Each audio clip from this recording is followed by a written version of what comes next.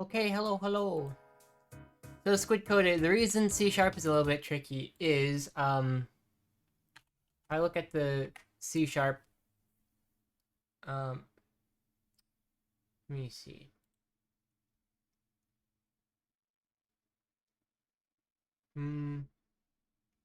Yeah, Microsoft introduced C# along with .NET framework. Basically, to my knowledge, C# is something that relies a decent amount on Microsoft or Windows DLL stuff. So I'd probably be using Wine for it anyway, which probably isn't a huge problem, and I can probably work with it anyway. But I just figured I'd mention that in case it did become a problem. Um, yeah, it's probably fine. Anyhow, it's poor music. We know them and love them. We're probably going to be leaving this on for a little bit. I might as well... Nah, it'll be fine if I just leave it. I'm working on my operating system today. It's basically the same as nanobyte's tutorials at the moment. I'm looking for the right moment to break away from it, because it is like my plan. I figured you'd still be using one, but it should be more compatible with Linux. That's good. Basically, like, the fewer failing points there are, like the fewer times where it could need a DLL file that Linux doesn't have, the better, you know? But really, programming it from scratch will make it more compatible in general, just because that's already fewer failing points. It's one thing. I don't know. Good luck. Like, oh, speaking of, I need, you, I want streamer.bot up and running again. Just because this has been a very nice program. For me, anyway. And then I need to go into, oh wait.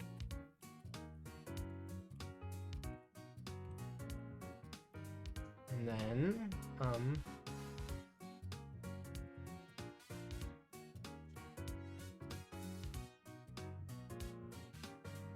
so there's streamer.bot.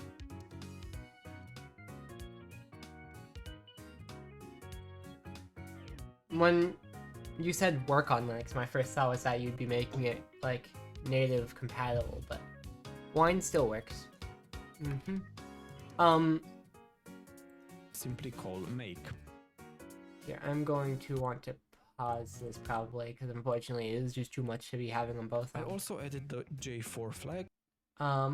This is a little bit ahead of where I am. I just need these. I've already done these, exporting variables. I just, actually, hang on. Here we go.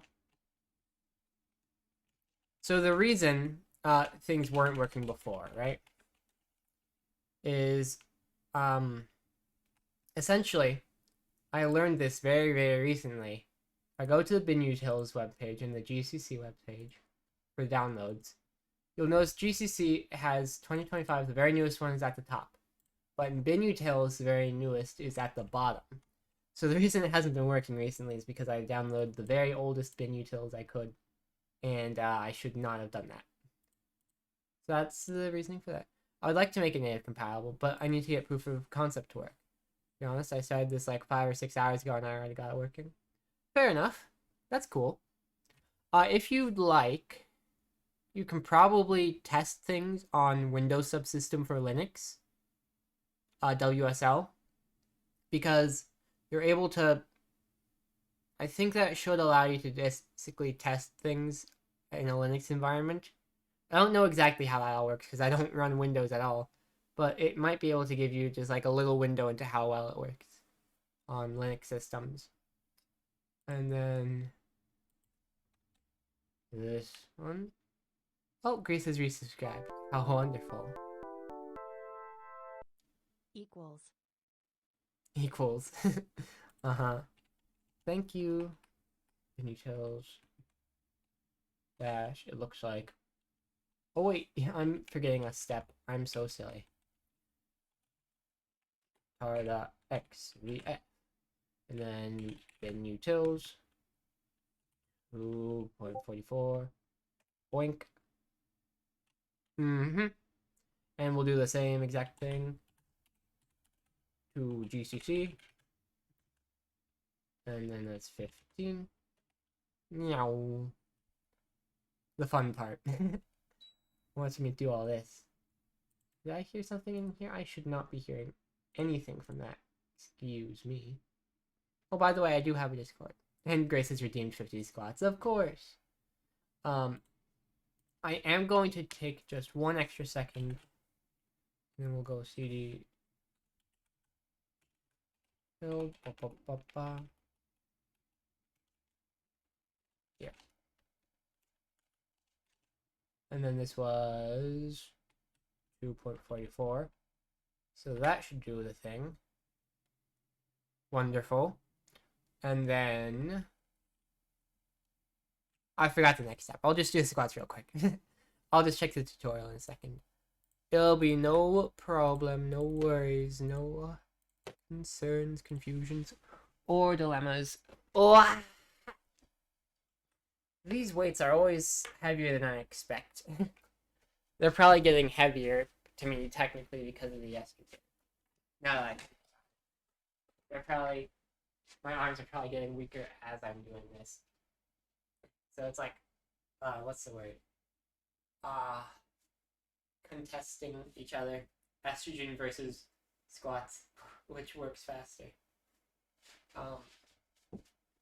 50, wow. Okay, at least these are the stretchy jeans. I should have changed into my pajamas, but I didn't.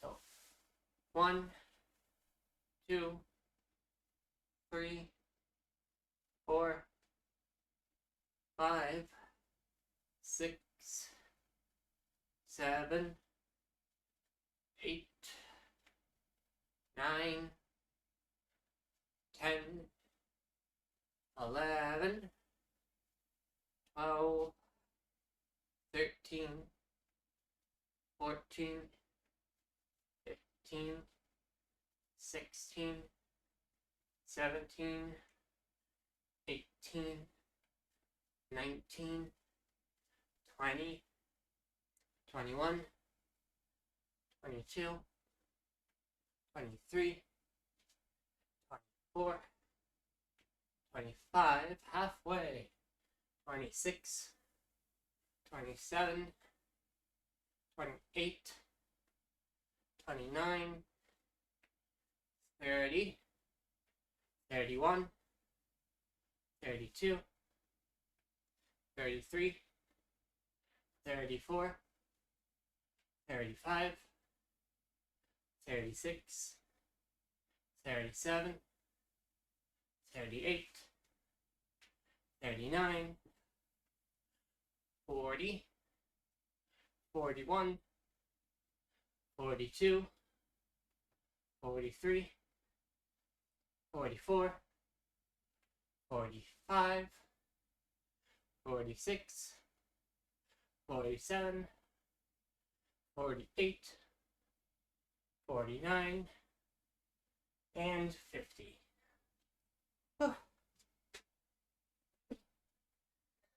I was reminded a second ago of how when I first reached 100 followers, I did 100 squats. And at the time, that seemed like so many. And now I do that like every other stream. Sure, there's like a break in it, but still funny. Alright.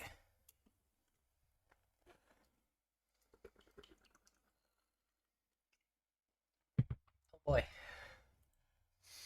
Now we're over here. And encountering compiler warnings. Mm-hmm. The configure should only take like 2-4 flags so that the build runs. Make. Okay. Yoink. Uh-huh. Very good.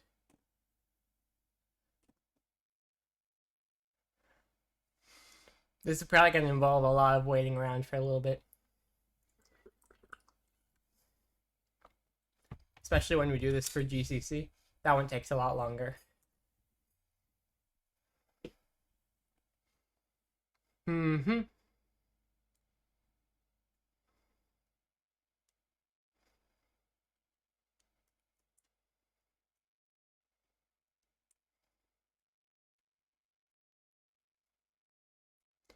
What was I thinking? Probably should. Oh. 10,000 pending changes. That's ridiculous. Okay, this should all be untracked.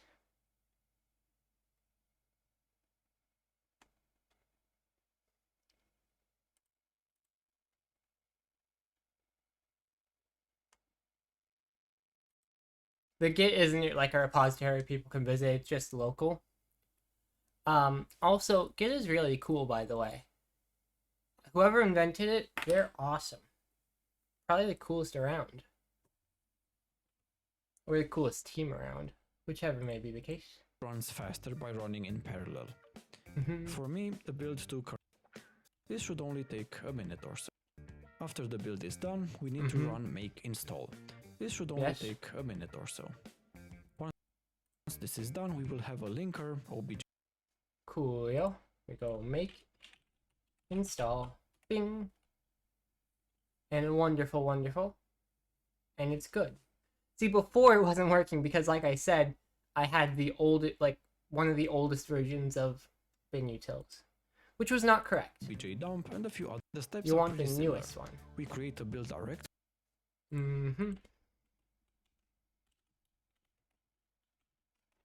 CD gcc build. Nothing in there. Cool. Directory, and then run configure with these options. The target prefix and disable and Let's see.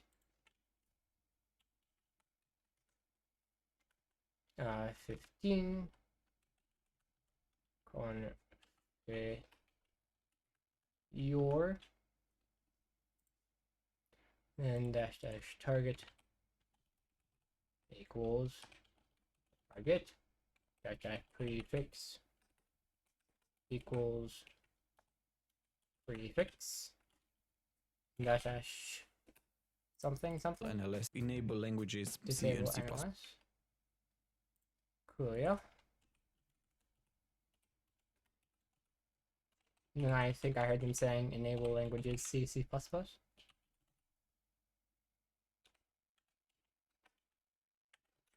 Like so. Plus Go and many others, and make the build take longer. And without headers, this option. And without headers. Okie dokie. I did hear this part a couple times already because I was doing it wrong. Option means that. Okie dokie. Bing. Once the configure script finishes, we run make all-gcc. Now you can go make yourself Make all-gcc. Like so. And as I said, some coffee and maybe watch the latest video from your favorite YouTube channel. oh, hang on.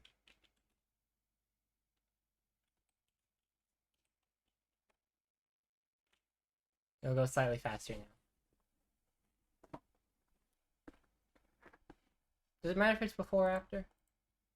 This build will take a while. Hang on, I better double check that I did it right. I might as well do J8, right? It'll be fine, I'm sure. Yeah, no, we just have to wait. Also, I didn't mention before, but Grace has been subscribed for 11 months. That's wild. Really wild. A full year? My goodness. How long have I been doing this for? Wow. I've been having a lot of fun. Definitely a part of my routine I'm a fan of.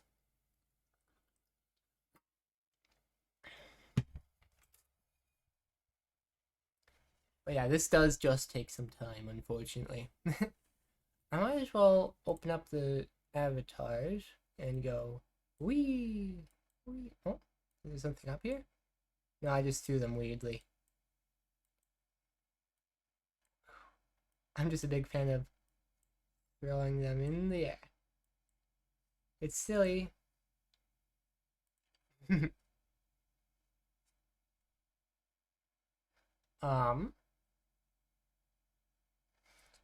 I don't know if I've talked much about the operating system, but it's fine. I also want to learn more assembly. I'm going to, as I do this. Learning assembly is part of the point of this. I want to, and I'm going to get to practice some vector math, which will be helpful actually for math, for my calculus classes. I'm going to be having to do some calculus. Yeah. I'm not quite certain how my rendering is going to go. I want to be able to render 3D graphics with like as little cost to performance as possible, which is tricky because you know how it is. What I might do, I might do sort of like a Minecraft style chunks. Yeah. The idea I'm going with is the operating system will be like natively 3D. So instead of using a 2D, hey wifey, I love you, I love you, I love you. As I was saying, instead of using like a 2D desktop environment, you will be walking around a environment that is basically a 3D layout of a file system. I love you. You're the best, you know. Here, I need to put you in the where is it? Where is it? Where is it? Here. I need to, let's see.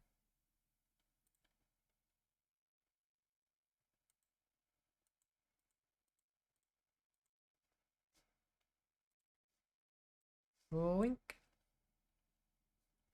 There we go. Oh, I disappeared. How'd that happen? Well, there. Now you should be stuck near me.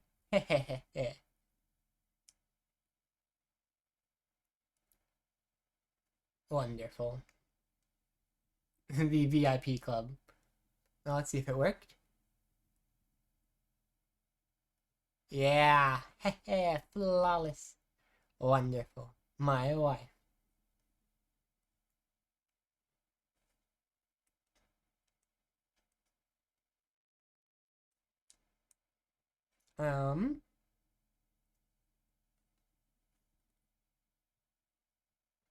Well, you know what I can do?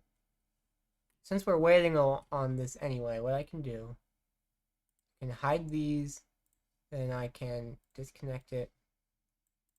Then I can go name tags, and I can create a new one called wife, and make it pink, and the font size will be bigger. Our outline is fine, and then the font style, let's see, gotta choose a good one.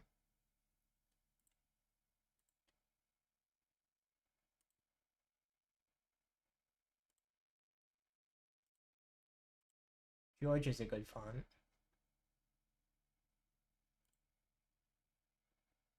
What's this one? Might just go with Georgia.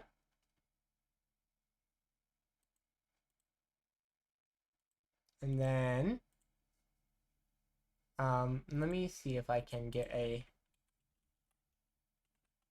heart PNG. This is just for fun, by the way, since we are waiting on this, and we'll probably be waiting on it a while longer.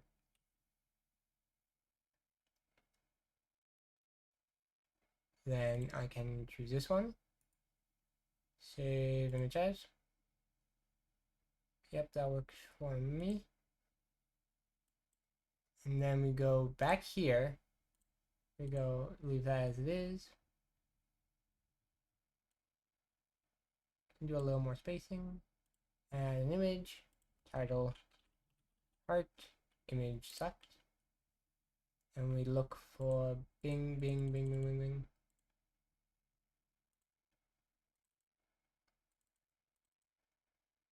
Downloads.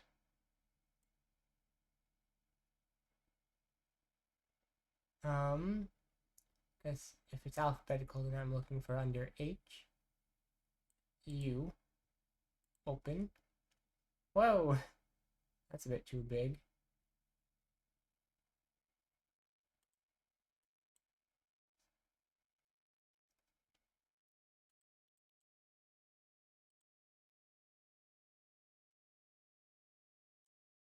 Whoops. Here, I'm gonna wait a second on this.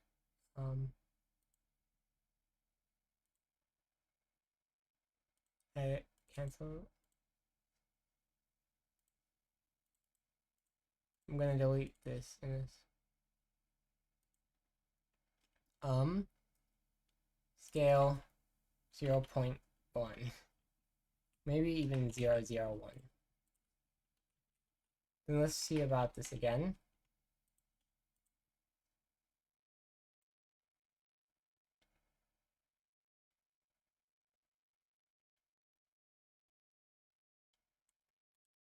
Like so.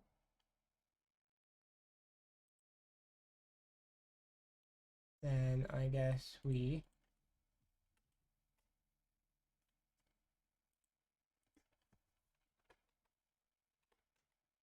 there we go. Then maybe I go 0.05. There we go.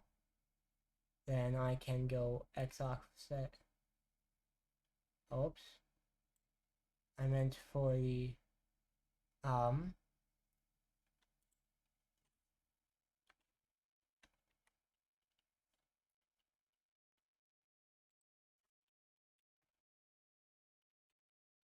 no, I think 50 is good. There.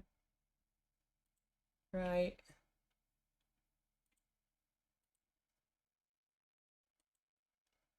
Right.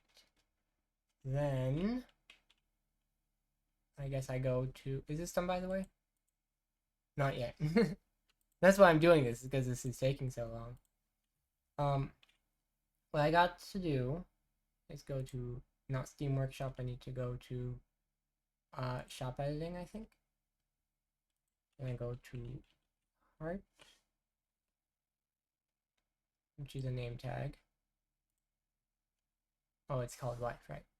And this one, nobody gets, which is correct. And then user editing, I think. No, okay. Then should work for me to reconnect. Right? And then I can also go here. Now that people are back, are the bucks still there?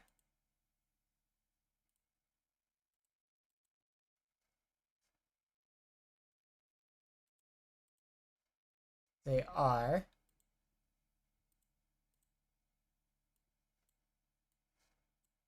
Put you in there. Then I want you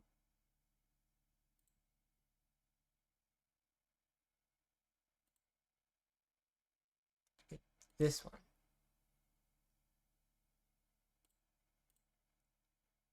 Like so. There we go.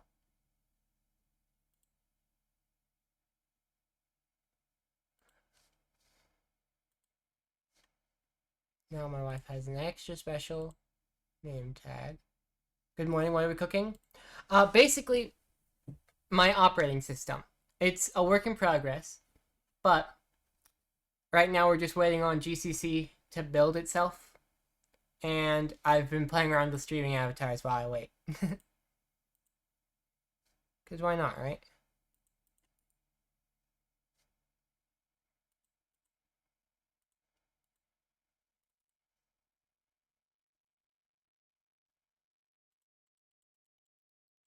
There we go. So you'll be able to see there, I've given my wife a little heart by their name tag. Probably too big, but it's fine.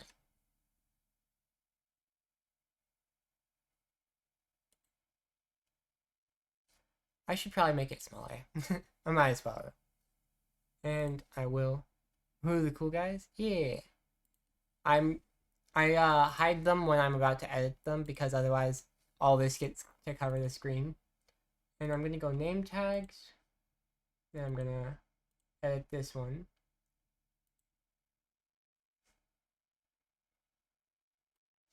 Yeah, I'm gonna see if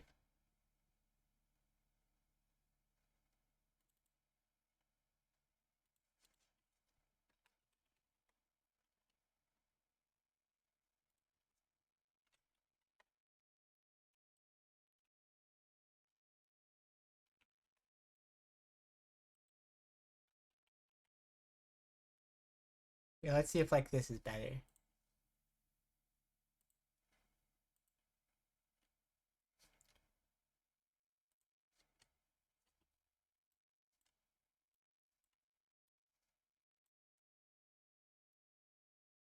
There we go. Perfect.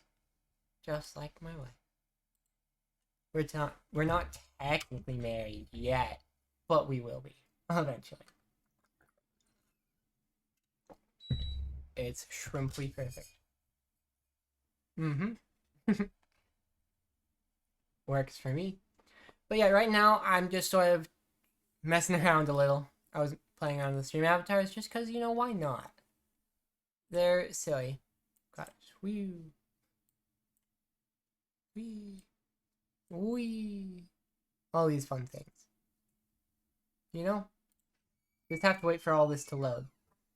Or I guess loading might not be the proper word, but it's basically loading, you know? Squid coder gets out of there. And yes. It's quite simple. And in addition to that, like when I did this the first time, it took like 15 minutes, you know? So that's why I'm not expecting it to end soon. It's been going for a bit already, and I think I did a bigger number of processors it's allowed to use at a time, so it might go faster. It also might not go faster, you know?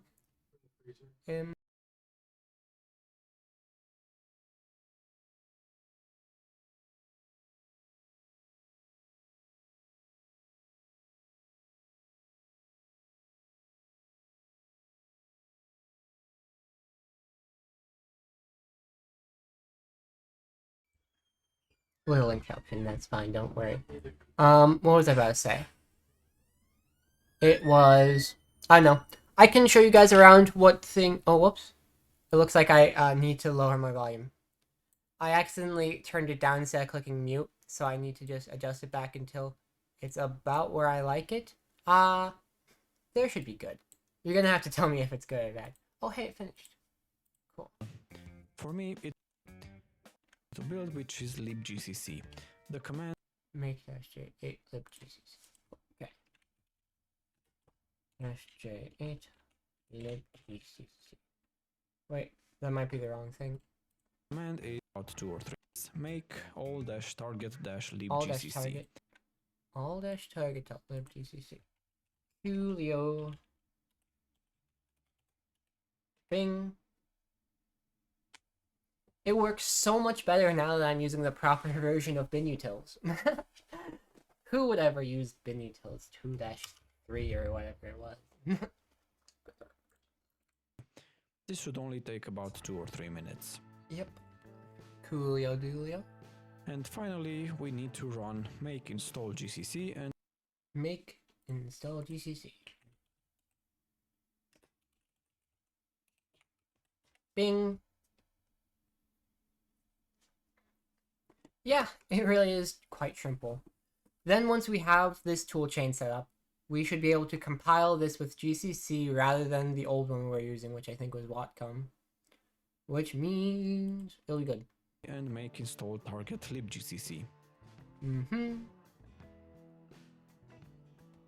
Oh wait. GCC. Make install target libgcc. Gotcha.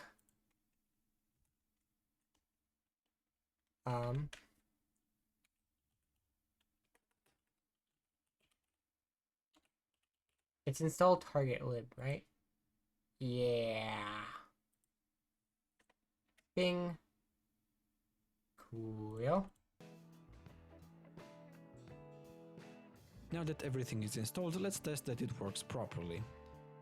Yes. To do that, clone this repository and then go into the GCC test directory. Bleh. Well, I guess I do need to do some testing. So we will be doing this. I suppose, where will I put this?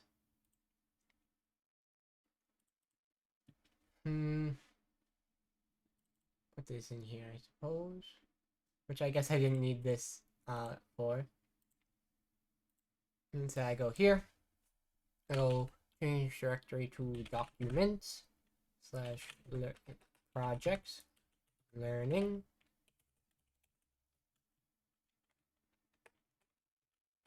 Darn it, I accidentally copied nothing. Copy this.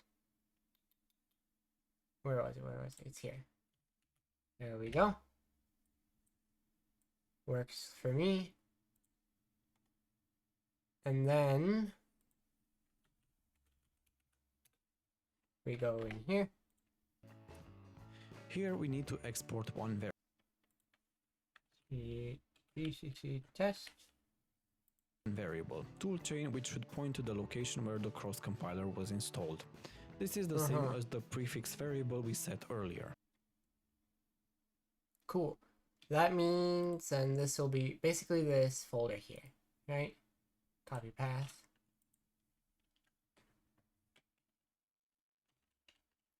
Okie dokie.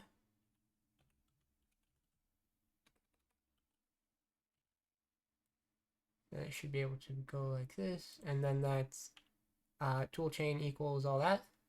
Cool.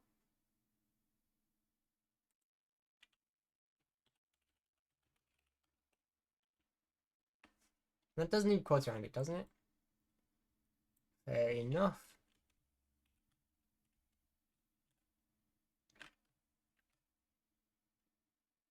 Yes, like so. Here.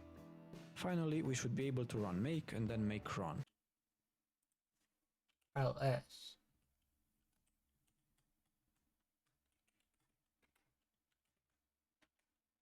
Okay. Awesome. And then run. Don't mind these errors you are seeing. It took me a few attempts to get the code to build correctly. By the time you will be cloning my repository, all the issues should be fixed. I also forgot to start so which programs are you? variable set earlier. Finally, we should be able to run make and then make run. Make and then make run. Aha! So the thing works. Don't mind these errors you are seeing. It took me a few attempts to get the code to build correctly. By the time you will be cloning my repository, all the issues should be fixed. I Think I'll go to bed? start You the terribly server. have fun programming. Yes, I think you should go to bed. Going to bed is actually very awesome. I hope you have good sleep and good night. If everything is set up correctly, you should see this hello from GCC message. I did. This Very is awesome. great. Now Thank you too. we Yes, have thank you, everything we need to continue this operating system development journey. Yippee. If you encounter any problems, feel free to come to our Discord channel and ask for help. Thank you a lot for watching and see you the next time. Bye bye. Bye. Cool. Awesome. Now I can close this, open tab, in case we need that again. Process for building GCC So- and that file. For starters, we can add a phony rule called toolchain binutils that contains all of these. I think I already have this part. Right? No, that's in kernel. I'm looking for this one.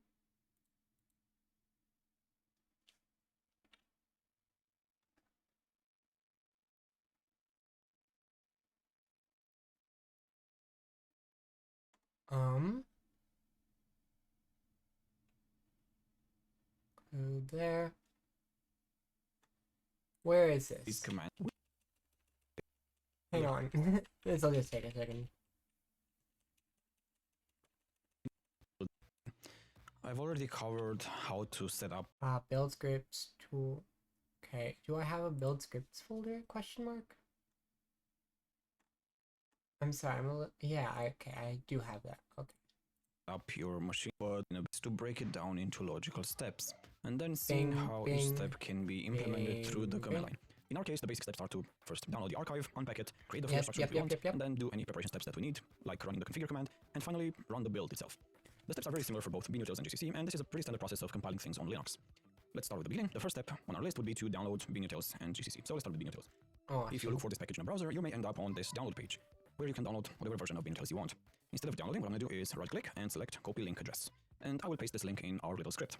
Looking at this see, URL, I you noticed can how see they that scrolled down. That part the was version what I is part missed of the earlier. URL. So let's And replace then I the version eventually with got the it, we can right? set somewhere at the beginning of the script. To actually download the And this should all be correct. Yeah.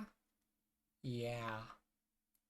Cool. file, we advantage of They mixed did most parallelism of this features. We can before. download GCC at the same time that we are building BNetels. In addition to the save time, make can decide whether it needs to download the file or not. If it's already downloaded, it will not download it again, saving us more time. We can break this tree down even further, like unpacking in a separate rule, but I decided to leave it as it is. In the final version, I set the prefix path to the toolchain target directory, and I put everything in the toolchain directory. The process for building GCC is very similar to this, except for some of the build commands which are a bit different. Something to note here is that the toolchain GCC target depends on the toolchain BNetels. This will enforce the correct build order. And here is the final code that we wrote in the live streams. Here I added the prefix bin directory to the path variable. This way the compiler executables can be run without having to specify the full path. This toolchain rule depends on toolchain BNetels and toolchain GCC, and it allows us to write make toolchain to build everything at once. Now something I haven't done very well here is that toolchain BNetels is a phony rule. It's not a real file. Turn them down a little bit because they're less important than me. Even though the toolchain is already built. Something we could do to fix this would be to split this rule even further and have toolchain's BNetels depend on one of the files that gets built, like, I don't know, the GCC executable, for example, and then have the GCC executable contain all of these rules here. Finally, we have these clean toolchain rules, which just delete everything. Cool. That had significant changes was the stage 2 make file. Here I Did I get that part? Stage 2 make file? It looks like no. I might have copied it already. I replaced all the old variables with the new ones. Right, because this is... Does it say GFCC? It does. Okay, so that's probably... Basically, like, most of what I did was just copy and paste what was in the repository. Because, like, in their previous tutorials, they were going over things in a lot of details. And they aren't this time, but mostly because nothing's really changing. They're just refactoring things so that it uses GCC instead of the previous compiler, because GCC is kind of just better in a lot of ways. So, yes. Make and replaced every use of Wacom with GCC. The way we are running the stage 2 make file, we are in a separate instance of the make process. This is why I declared all the variables using export, so they are visible in child processes as well. This also means that any modification we do to these variables will stay in the current process and will not affect the other modules that we build. This is why I'm appending these variables instead of creating new ones. For the assembly flags, I set the output formats to ELF so that we can link these together with the C object files in a single stage 2 binary. For the C flags, I added F freestanding and no stdlib. A mistake I see a lot is adding like a dozen flags, disabling all sorts of stuff. If you have built your toolchain for the correct target architecture, the only flags you need are these two, which will tell GCC that we want to build something that doesn't depend on an operating system and doesn't use the standard library. GCC knows what other things it needs to disable. Check this article from the OS Dev Wiki for more details. Link in the description. If you are building for another architecture like 64-bit or ARM, then you might need to add other flags. Check the article for more details. For the target libs, I appended the GCC library. What exactly is this GCC library and why are we linking against it? libgcc is a static library that is bundled with the GCC compiler. You may have seen it in the GCC build process. It contains some very useful things that the compiler depends on. For example, 64-bit divisions, exception handling, and other very low-level things that our target CPU doesn't support natively. Because we built it for the i686-ELF target, it doesn't depend on any operating system features, so it can be used in a freestanding environment. If we don't link it, we will get many linker errors whenever we encounter one such case. GCC will generate calls to this library automatically when necessary. Implementing these features ourselves is very difficult and easy to get wrong, so it's generally a bad idea. Here's an example of what the 64-bit division looks like. You really don't want to do this yourself. We've actually encountered errors when working with Wacom, which didn't come with a freestanding library that we could use. Here's an example of a function we had to implement, which performs a 32-bit multiplication. Of course, from now on we no longer need it, so we can delete it. Since I talked about libgcc, I'd also like to briefly talk about the C standard library. We are in a freestanding environment. This means we don't have access to the C standard library, which heavily depends on the host operating system. However, there are a number of headers that we can use in our own operating system. These include stddev.h, stdr.h, stdbool.h, stdint.h, and many others. So this means that we can use things like the standard numerical types, VA list, and all the things defined in those headers without having to do this ourselves. After building the toolchain, we can find all of these freestanding headers in the prefix directory, lib, gcc, gcc version, include. This include directory is added automatically by GCC. You don't need to add it manually to the build. However, you might want to add it to your IDE configuration. The rest of the build process isn't super complicated. What I did was simply to change variables from LD16 to target LD and so on, just changing the syntax of how we call these programs. Next, let's talk a bit about the linker script. So what we had before is this linker script, which looks like this, and now it looks like this. The syntax is obviously a bit... And I did change that. Where is it? Here? Yes.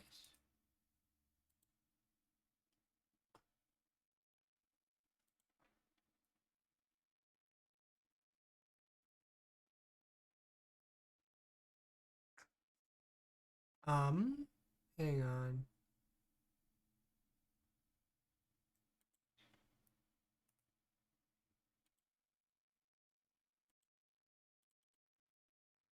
Trying to see if I can.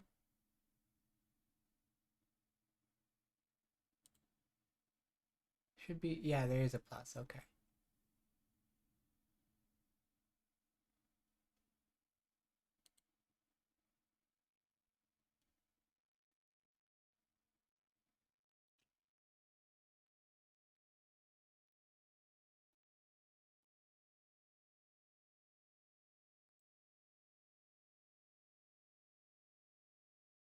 I'm not surprised that it thinks there's a billion changes. Well, there actually is like a billion changes in here. Because of all these things. I'm not adding these, actually. I don't want to, quite simply. let's commit these.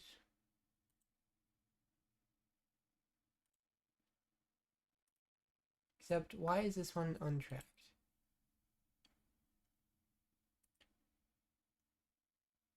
That's what I'm curious about.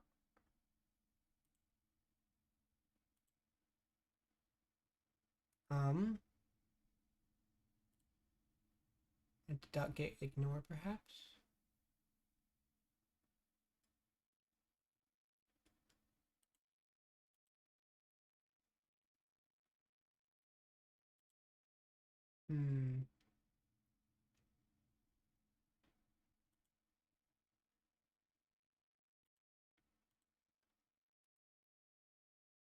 I'm very clueless, by the way. I will just have to Google it.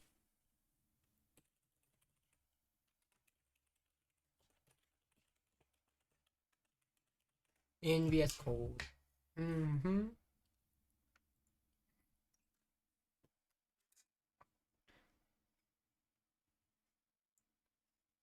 Add the files. Okay.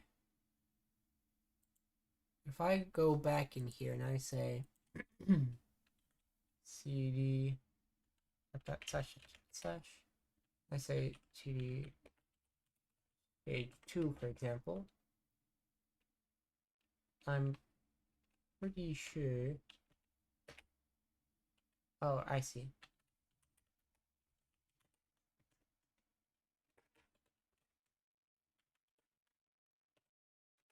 Stage 2. Like so. Did it work?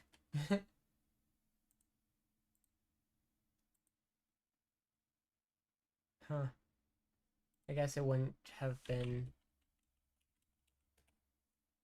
the same. Eh.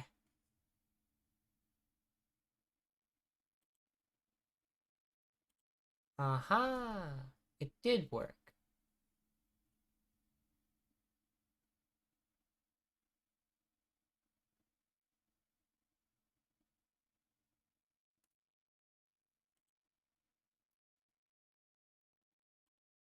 If I commit now,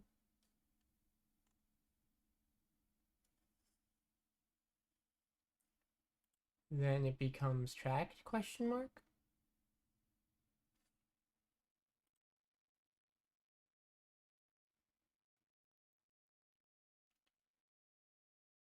And then if I do the same thing to linker.ld, well, let's hope this works. Wait, hang on.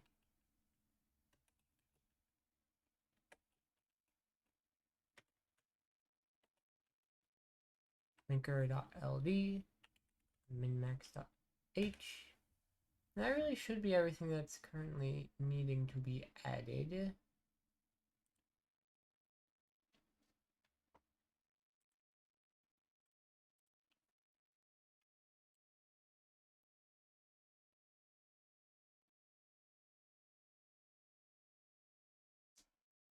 These ones.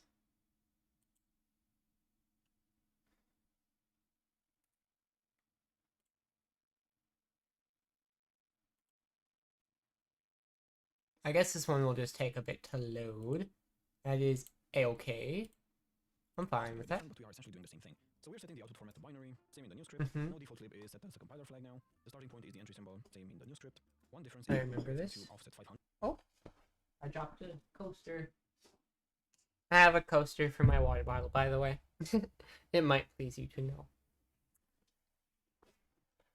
500. I will explain why a bit later. The other options aren't that important, so let's move on to the sections. I am a little The entry curious section about contains that. our entry point. The text section contains the rest of the code. Data contains initialized global variables. Arrow.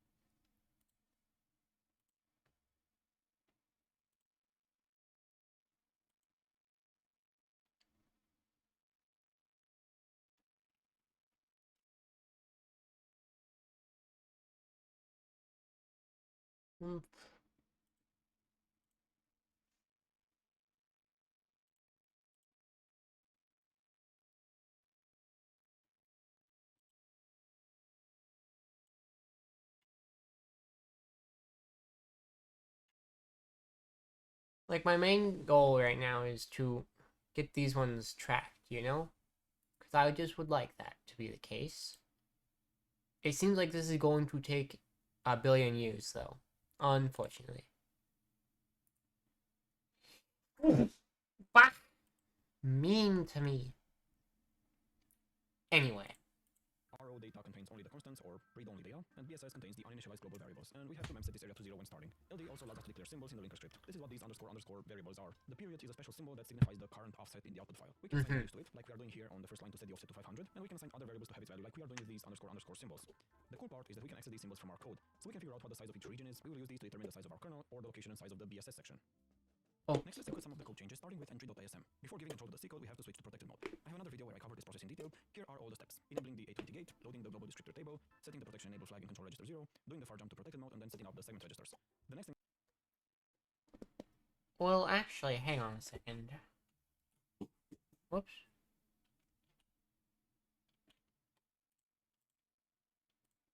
Something's a little off here. This video isn't in this.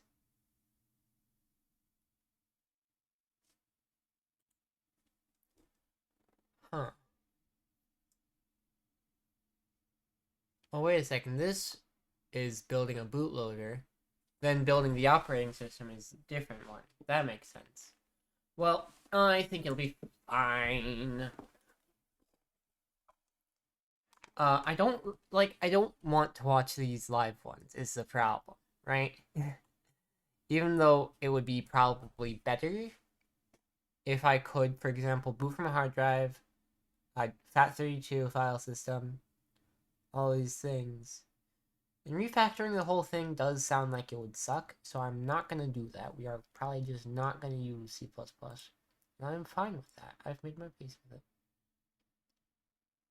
And then yes, commit.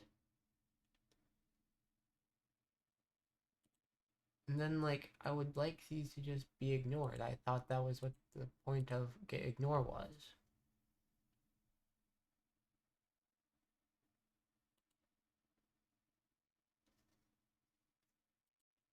Sigh. Guess not. Before giving control to the C code, we have to switch to protected mode. I have another video where I covered this process in detail. Here are all the steps: enabling the A20 gate, loading the global descriptor table, setting the protection enable flag in control register 0, doing the far jump to protected mode, and then setting up the segment registers. The next thing we have to do is clear the BSS section, which contains uninitialized global variables. These have to be set to 0. As you can see, I use the BSS start and end symbols declared in the linker script to determine where the BSS section is after declaring them as extern. To memset everything to 0, I use the rep stowsb structure. Stowsb stands for store string byte, and this instruction stores the byte from AL into the memory referenced by the EDI register, and then increments EDI. Rep repeats this instruction as the exit points. Finally, I push the boot drive number, which is passed to us by the BIOS, through the DL register. This way, it is passed as a parameter to the stop function, which is written in C.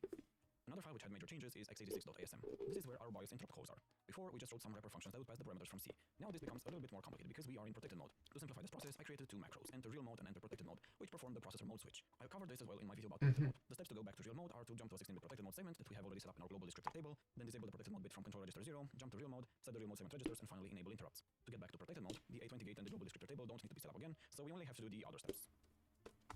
I also implemented this linear to segment offset macro, which converts a memory address from the linear format used by 32-bit protected mode to a segment offset address used in real mode. The way this works is that we divide the address by 16 and take that as the segment, and we use the remainder of the division as the offset. This macro takes 4 arguments. First is the address that we want to convert. Second is the segment register where we want to store the output segment. The fourth argument is the register where we want to store the offset. And the third argument is the 32-bit version of that register. For example, if we want to convert address 1234 and store it in DSSI, we call linear to seg offset 1234, ds, ESI, and then SI. Now let's see how we need to modify these wrapper functions. I will demonstrate using the discrete function. The other ones will be pretty similar. The function will be called from C. What that means is that we are in 32-bit protected mode. So the first change is to mark this as 32-bit. And change.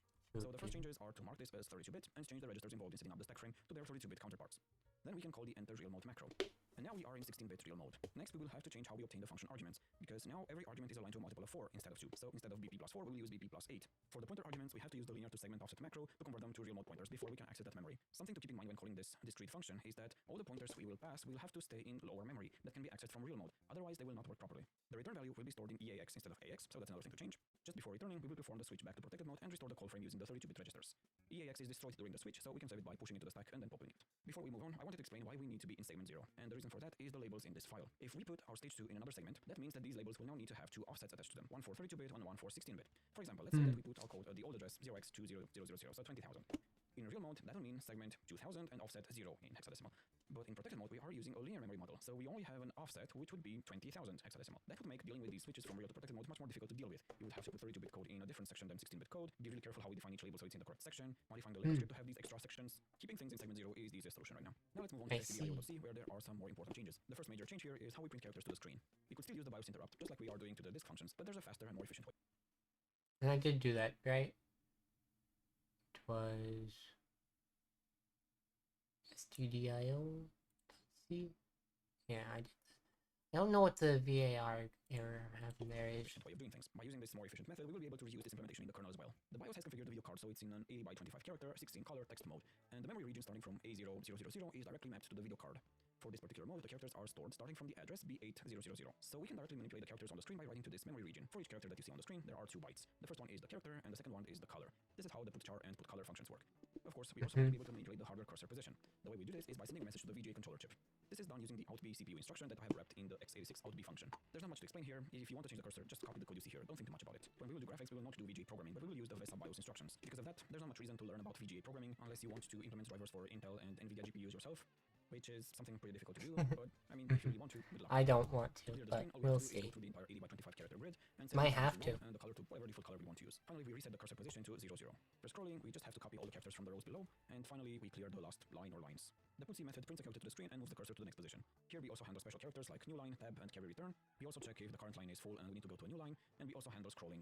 Finally, we also move the hardware cursor. Since moving the hardware cursor involves output ports, I recommend you do this as rarely as possible, as it might have quite a performance impact. The other function which had some significant changes was printf. Since now we have VA list, I used that instead of hacking the stack like we did before. The advantage of using VA list is that it will work. Hang on.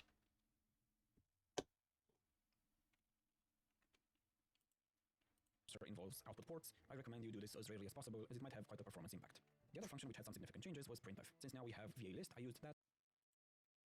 VA list, you say we have?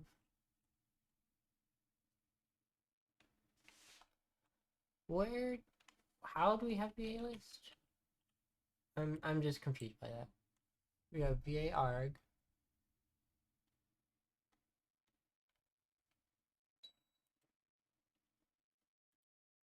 That instead of hacking the stack like we did before. The advantage of using VA list is that it will work properly with any call convention, so printf doesn't have to use cdecal anymore. It can use whatever the compiler decides. I also refactored the code a little bit, but let's move on. This is not Finally, let's discuss about the kernel. And let's start with the kernel loading part from stage 2. I started by declaring these 2 pointers. The first is the kernel load buffer. This is some memory I reserved as a temporary buffer where I load pieces of the kernel binary, and then kernel is where the final location will be. These 2 constants are... So this, I'm not going to be able to watch. I'm probably going to skip through this in a second. Maybe this is part of a different tutorial? Like, making part 7. Maybe that's not the same as what's in here? Oh, it's tricky. This file contains the simplest implementation of memory management that you can do, which is to just manage it manually using constants. I already reserved some memory for the fetch driver, and now I have reserved another section for loading the kernel. I also declared the area where the kernel will be finally placed, which is at the address 100,000 hexadecimal or 1 megabyte. This is a pretty good spot since it's an area that's not typically reserved for anything, and we have plenty of space to expand. Ideally, we will want to decide where to place the kernel based on the results of the memory detection, but we will do that in another video. The loading procedure is pretty simple. We just open the kernel using the fetch driver we wrote, we read it block by block into memory, and copy each block to the final location. After we are finished, we close the file and finally execute the kernel. This part is actually pretty interesting. The kernel start data type is a typedef for a void function, and we are simply casting the kernel start address to a function and then calling this function. What's interesting is that we can define this function however we want and pass information from the bootloader to the kernel. This will be very useful when doing graphics, since we need to pass information about the video modes, which can only be changed from real mode, or when we do memory management, since the memory map is also obtained in real mode. Also, another interesting thing is that this kernel start function is written in C, and here it is. I simply asked the GCC compiler to place this function in the entry section, and in the script we put this entry section right at the beginning of the binary. Next, I clear the BSS section using memset, and that's basically everything we need to get C out. And I do have source.kernel main.ql. Running. I would also like to highlight here the syntax I use to declare BSS start and end symbols. Notice that these aren't pointers that contain an address. This is a mistake that I actually made when trying this. These are not pointers, these are actually symbols, and the data type doesn't really matter, they can be anything, but uint8 just makes calculating the length easier when calling memset. All the other files in the kernel are simply copied from stage 2 except for x86.sm, where I removed everything except for the outb and inb functions. Also, in the linker script I changed the address from 500 to 100,000, which is the address per reload the kernel. And with this, I think I explained all the important changes I made during the live streams. If you want to learn more and see how I wrote everything line by line, go ahead and watch those live streams. In the next video, we'll talk about the first subject, interrupts. But until then, thank you very much for watching, and line by line, go ahead and watch those live streams. In the next video, we'll talk about the first subject, interrupts. But until then, thank you. In the next video, talk about what? In the next video, we'll talk about a fresh subject, interrupts. But until then, Interrupts, thank you very much for watching. So we'd already talked about interrupts. Or not, I guess? Well, anyways. I wonder if my same,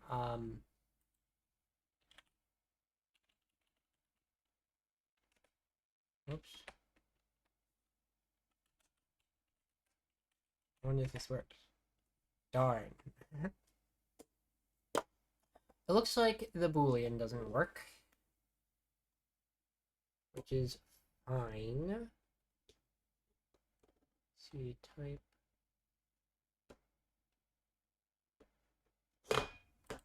C seems. C type dot H.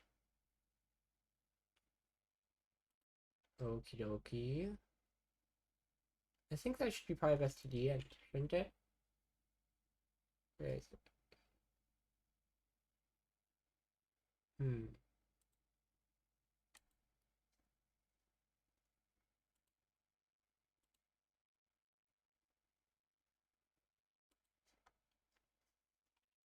Okay, well, it wants to include std.h.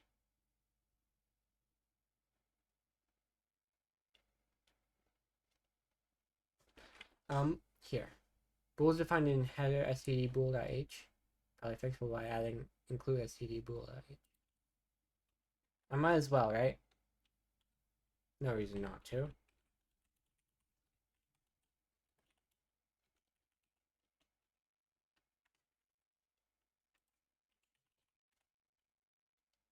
And then Booler stage 2. I did click save, didn't I? I might kind of, whoops.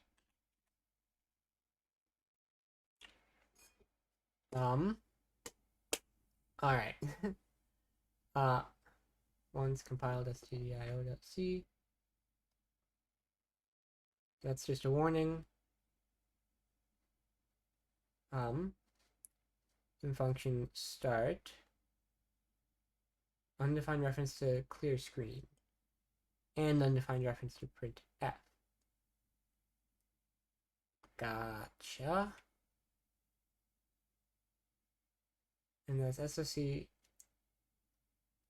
kernel main.c. Yeah, so this is the problem it's having. It doesn't know where to find those. Is there a problem with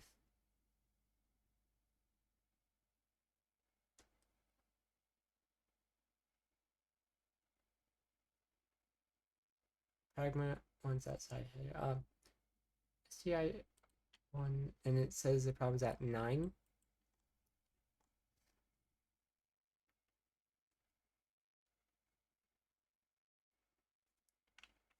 stdioc into 9, except that's in here, isn't it? Include us. Okay.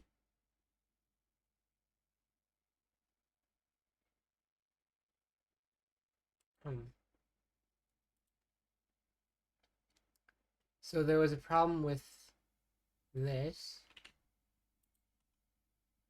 So yeah, that should be fine, is the thing I don't. So maybe the problem is that it doesn't understand VA-arg.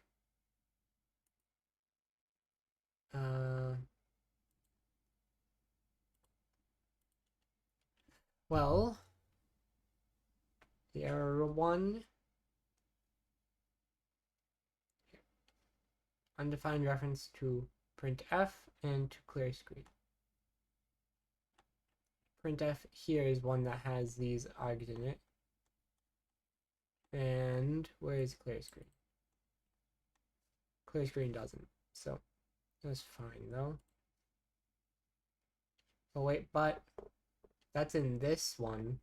And we're talking about this one.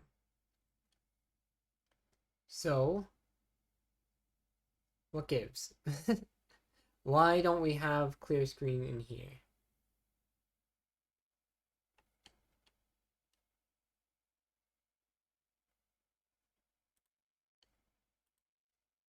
Alright, if I look at SRC, kernel, and stdio, now there's the problem. Ours is wrong. So, kernel, stdio, it looks like it's supposed to be pretty much the same, but just in case I'm going to copy it directly. And then, yeah, it looks like it'll be the same. That's fine. And then .h. This is the kernel one.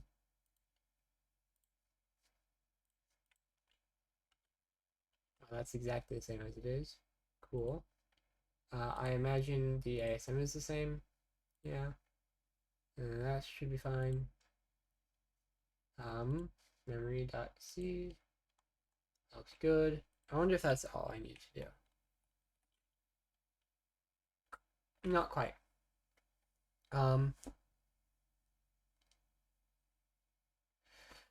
Let's see.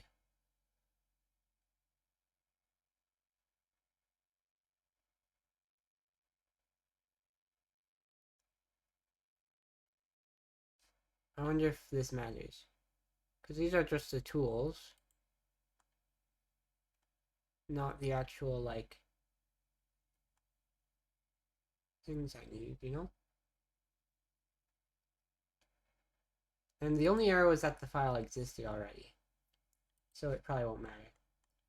And let's see, if I find run.sh, hello world from kernel. What do you know? That's pretty cool. And so that's neither of those, unfortunately. But if I look at main.c, yeah, this is just printing hello world from kernel. So that should be the end of the, well, I mean, that should be all I need for that part, which is good. Now, honestly, I think at this point, rather than following along with them, what I'm going to do is find here, osdev.org. I'm going to use the bathroom real quick, and then I'll do some reading here and see what I can get finished. Be right back.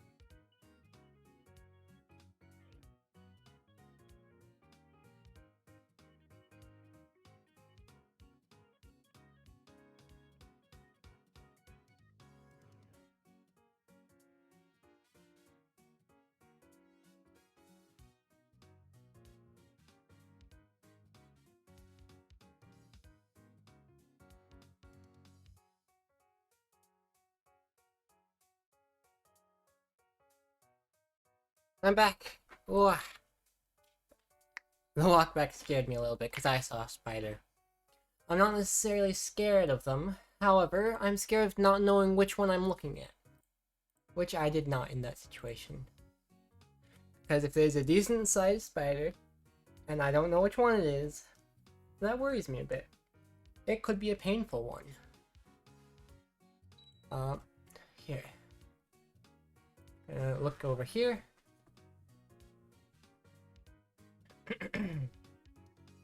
Then,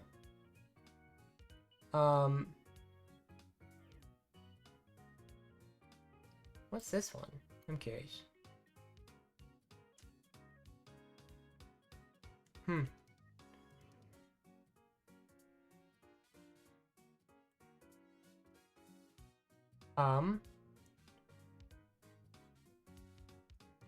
Interesting.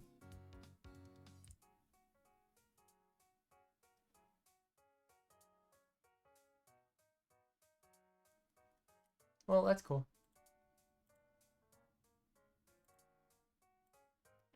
Anyways, we're looking at tutorials.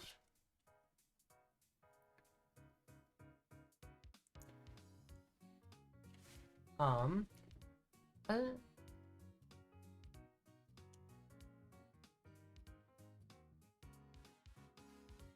let's see. This one we should have. We already have the cross compiler.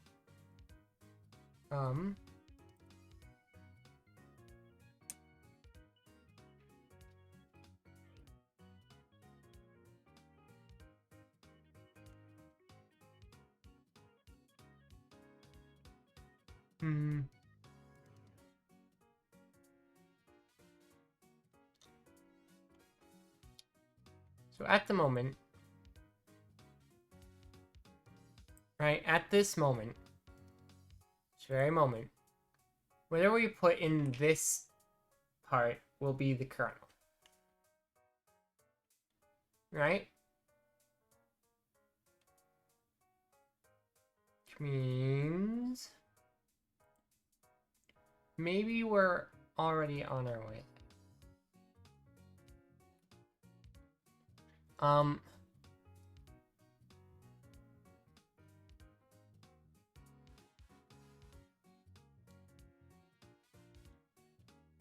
Because here, maybe here, let's see if we can get what we had before, which would be actually using the FAT12 driver, right? Because that's over here in the bootloader. But maybe we will. So if I go to part 6, in part 6, oh, whoops.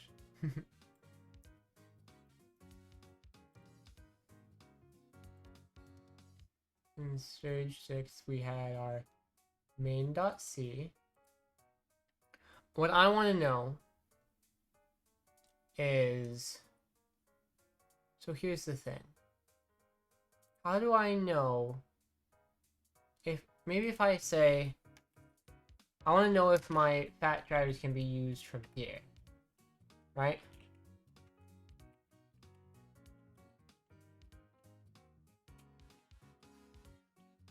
Include fat.h. An open source file. What's the problem with this?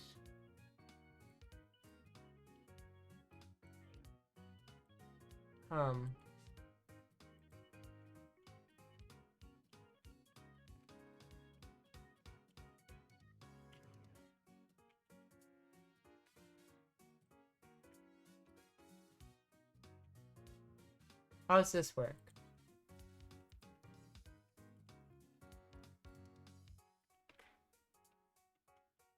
Because what we want to happen is basically for it to print these, right? Does this makefile even have the files in it? It does. Alright. And then here, it should work to just put this 2 here.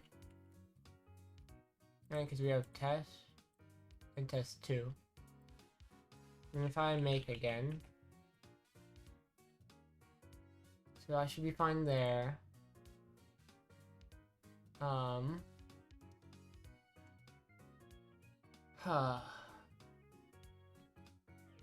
I want to read a file, basically. Right? And maybe we won't... God. I wonder...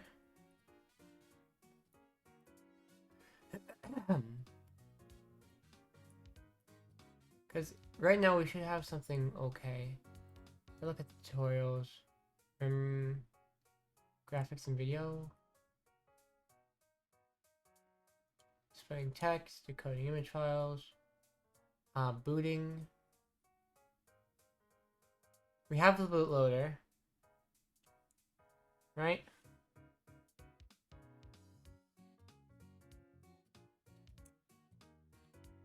And then...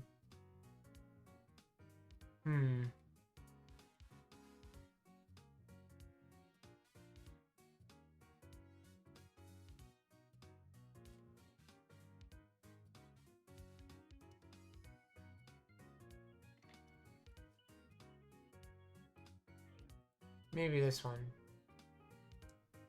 No. Gosh.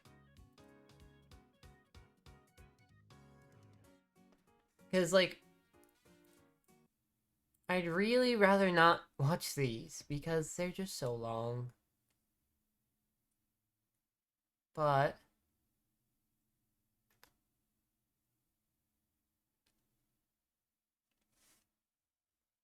no, I just don't want to. So my question would be... what happens to the FAT12 driver once we get into the kernel? Right? Because main.c over here, does that even exist?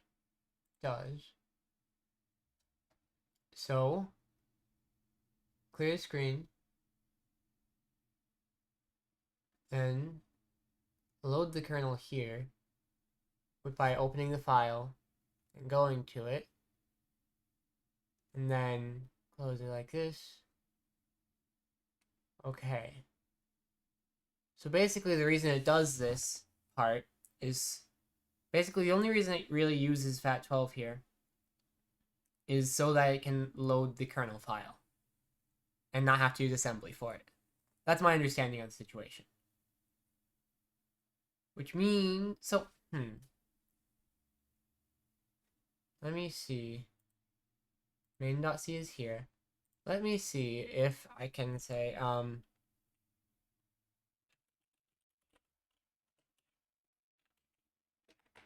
not assembly.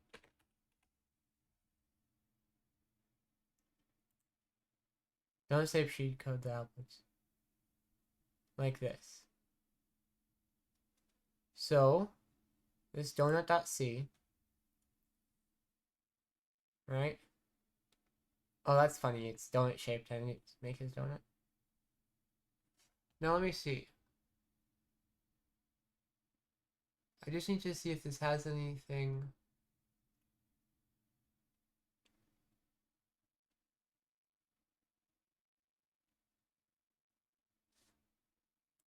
No,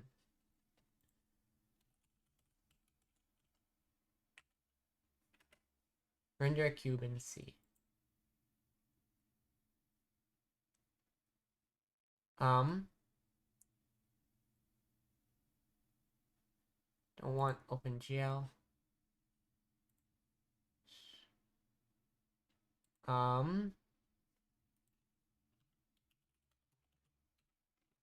Okay, I guess my question would then become, how do I draw things to the screen?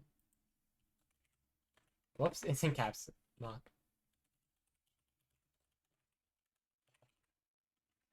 Rather, how to write a kernel, I think. Well, let's start with what is a kernel in operating systems, right? Okay. So,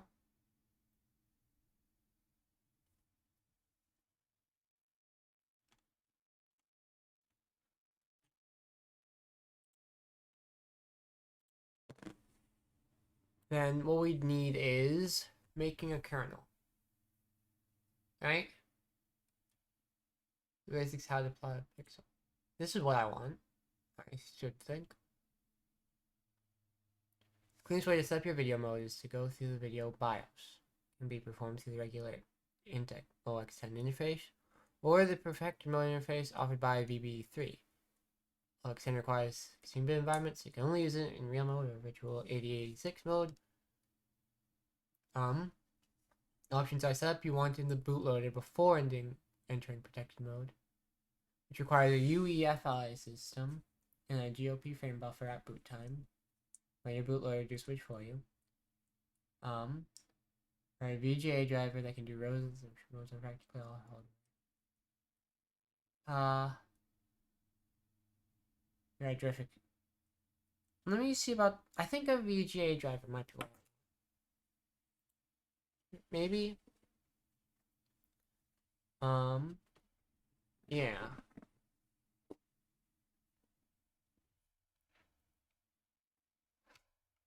Here. It might be a good idea to do proper hardware protection though. Right? VGA and VBE. All in real mode. So. Getting started maybe? Hard truth. Complicated ongoing process. Yeah. Uh-huh.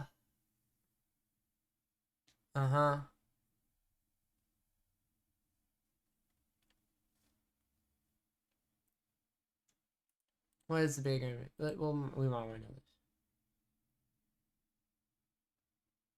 this. This probably is not. I'm probably going to fail this, by the way. But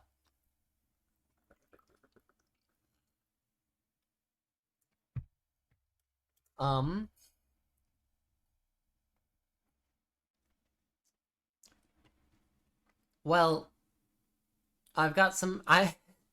Oh boy.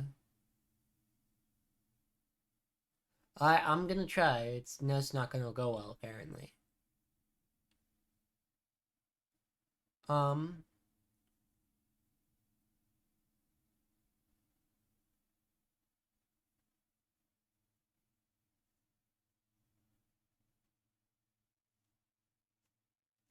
Yoki.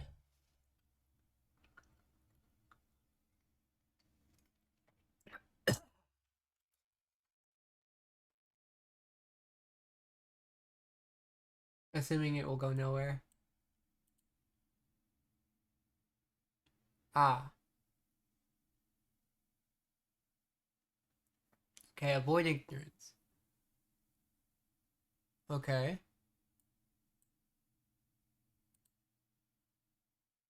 Too lazy to use cross compile. I've done this. Real mode. Okay, I guess I should read these.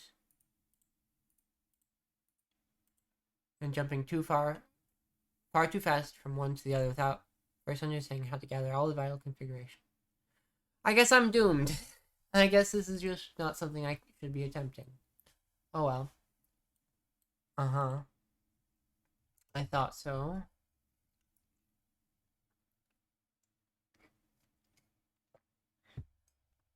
Protected mode.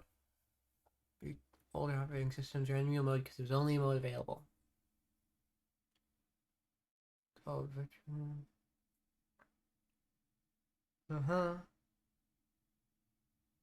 Less than 1 megabyte of RAM.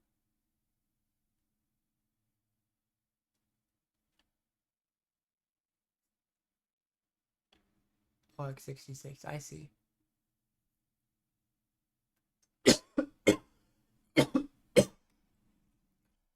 This is going, yeah. Well, it sucks, but I guess it is what it is.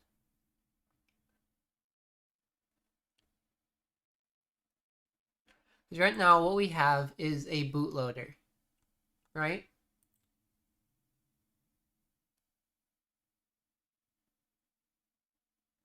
And that's all. It boots the kernel and nothing else. I can't even be 100% confident that it does that all that well, because I've mostly been following the tutorial. Um. Gosh.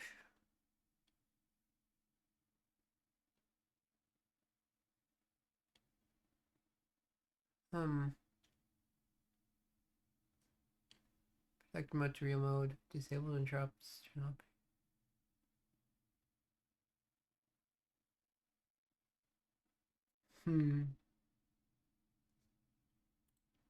Unreal mode. What's this? Interesting. Trying to extend the legacy. Um. hum, hum, hum, hum.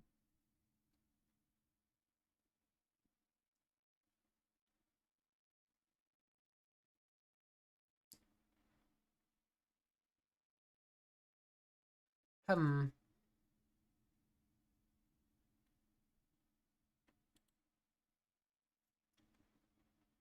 Main operating system mode. Starts in real mode. Okay.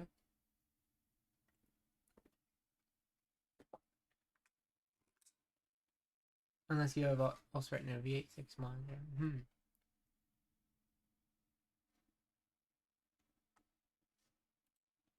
And long mode is the last one. So in general registers RAX, RBX, RIP, RSP, R flags, etc. And it's 8 additional integer registers, R8, R9 through R15. More SSC registers in the CPU. Linear addresses are extended to 64-bit. Given CPU may implement less than this. And the physical address of a space is extended to 52 bits. In essence, long modes adds another mode to the CPU. Does not support hardware task switching. The current CS determines if the code running is 64-bit or 32-bit or even 16-bit. Using paging has become mandatory and segmentation is stripped down for performance. Okay. I'm doing my best here, but oh boy.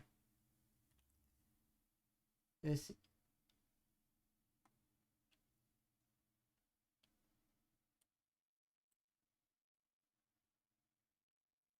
Huh.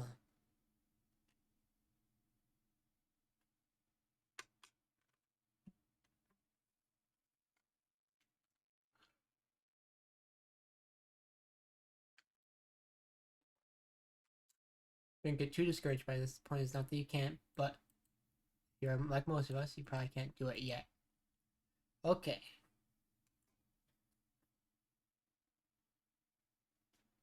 Uh-huh.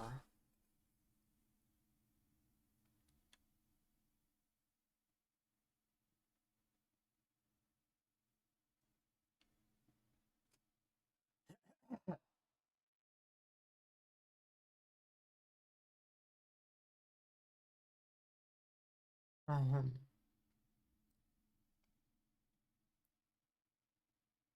Um...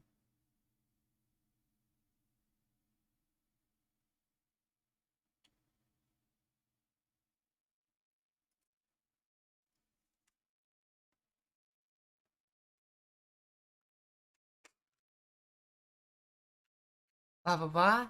You're cute, Sharky. The cutest ever, one might say.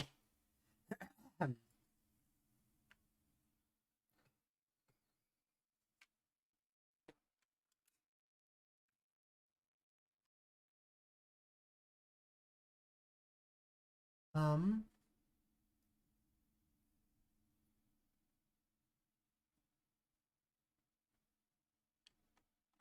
Okay.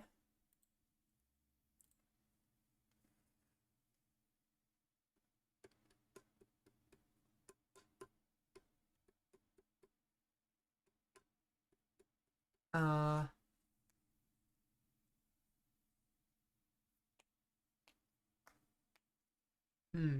You started it? No, what did I do? You're wrong. Okay.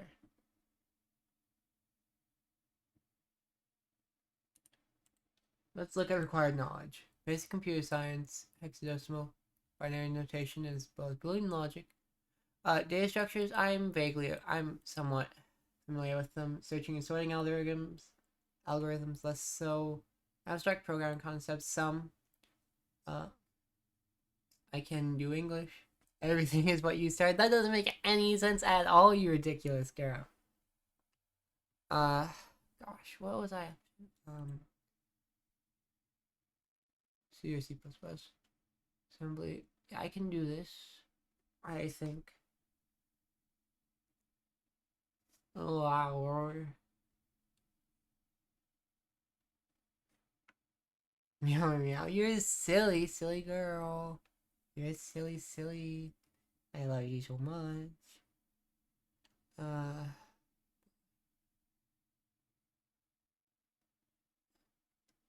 Beautiful binaries.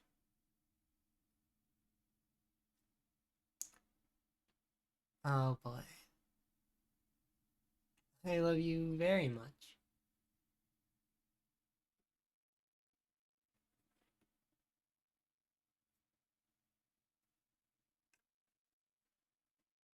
Um,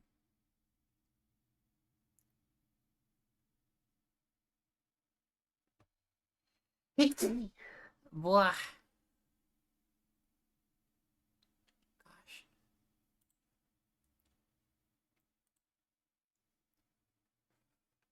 Organize your plans.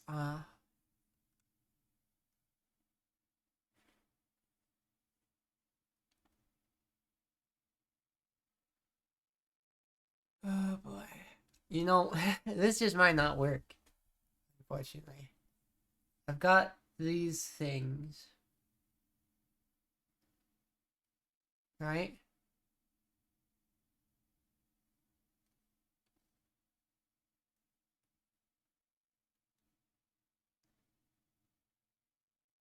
macOS, protecting your code.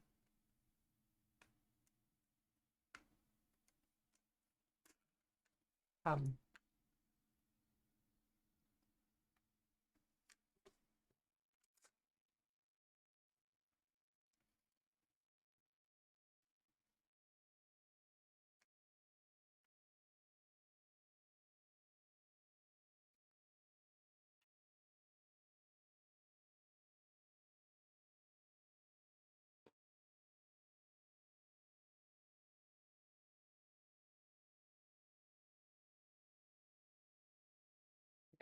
I just don't want this part to be a part of what's in the repository, so I expected.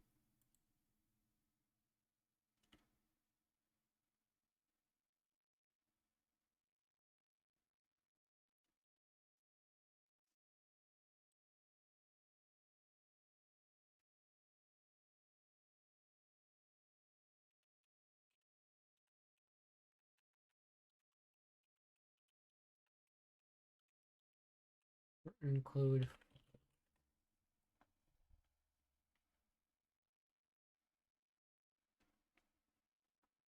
Uh, Bleh. I'm so doomed. What are you talking about?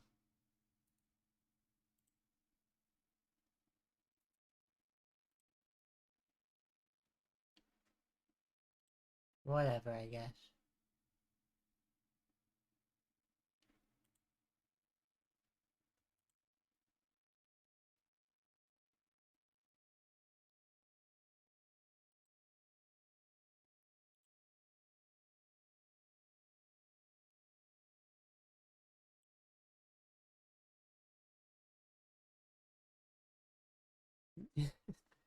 Goodness.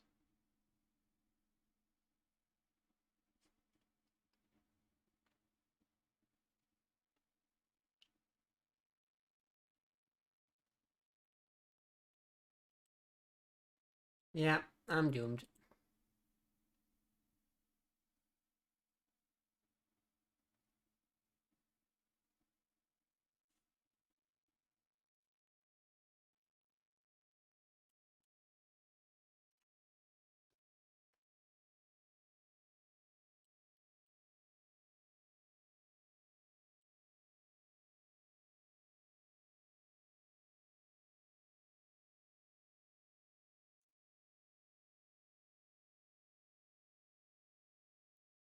Don't care. um,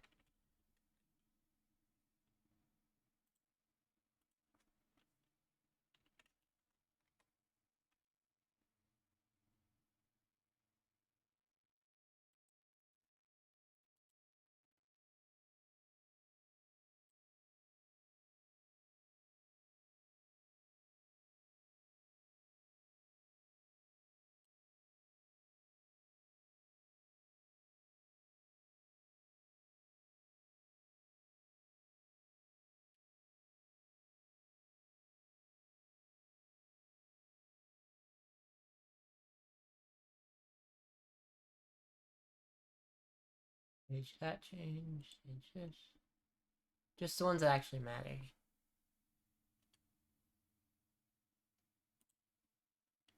Connect these.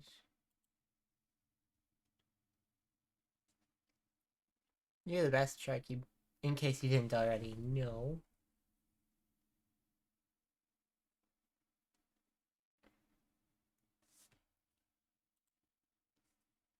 So, technically speaking, listen, I mostly understand what we've done, right? It's just that I don't completely. And that sucks. If it were up to me, I'd be able to just immediately start doing the proper things, right? The 64-bit. Here.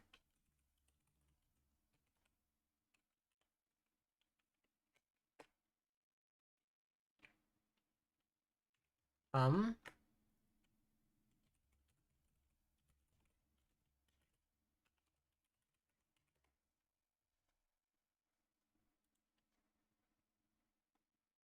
DOS 1.0, 2.0, 3.0, 2.1, 95, 98, 2000. Okay, so yeah, 95 is the one I'm after. Alright, so then,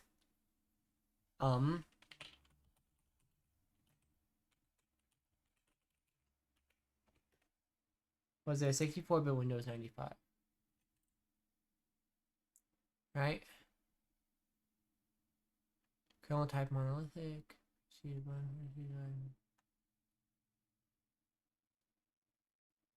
Um,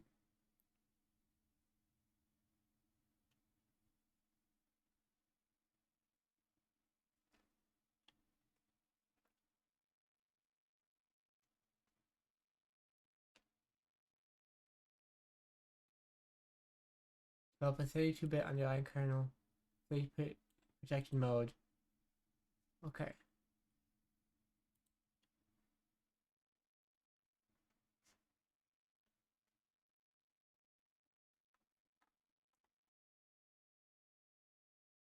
Uh,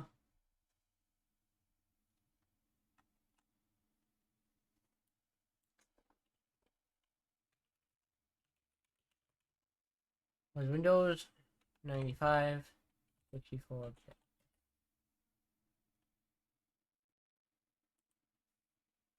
Hmm.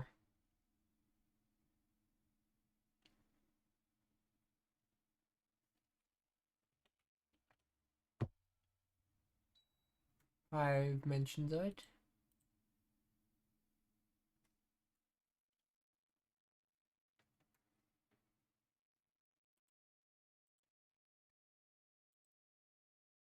And then if I look at mentions of 32,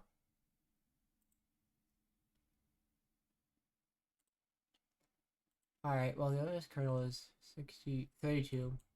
Well, I have it 16. Gotcha. So I'm probably keeping it 32-bit for now. Which is probably wrong. I don't even know.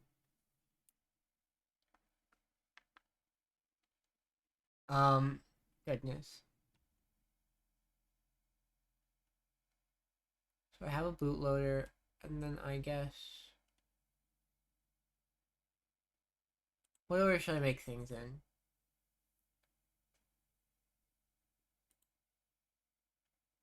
Printing strings and integers. What most basic way of debugging? Okay, print, okay, out.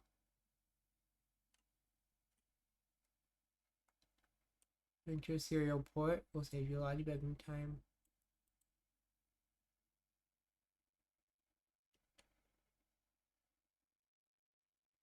Okay.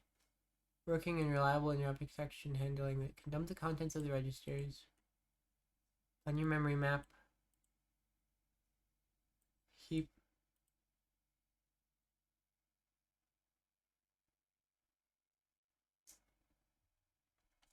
Um,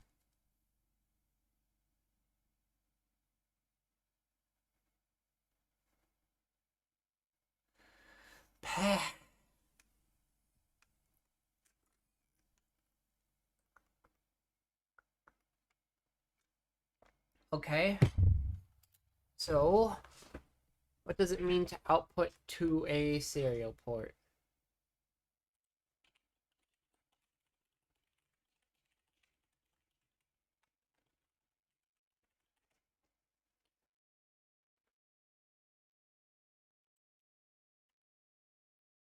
Um,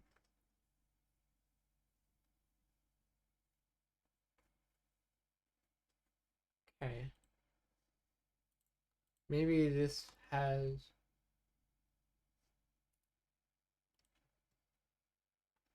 So we're able to print things, right? We can see that in the kernel. We have printf.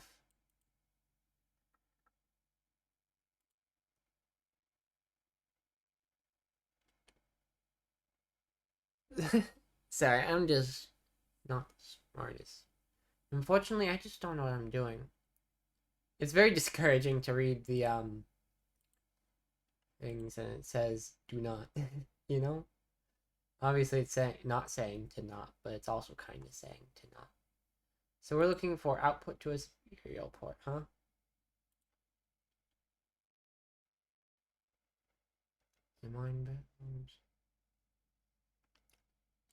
We basically have this one. We have the cross compiler. Then bootstrap assembly. Implementing the kernel.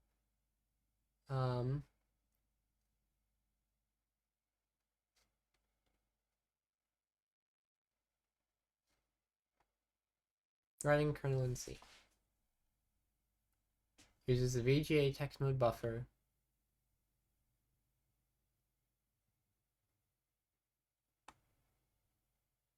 Alright, let's see.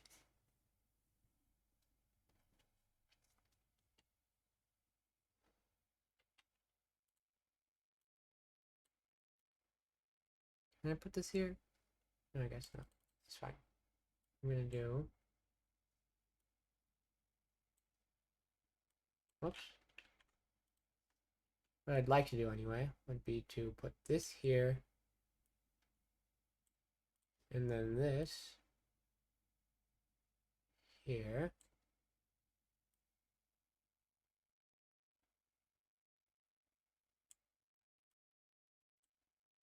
Yes. Okay, awesome. So this way we're able to look at both. That's pretty much it. We've already got... I'm hoping we can ignore most of the bootloader things and assume we're fine to start from the kernel. Right? So we have std int. Do we have std def? I don't think we do. Let me see. What's in std def?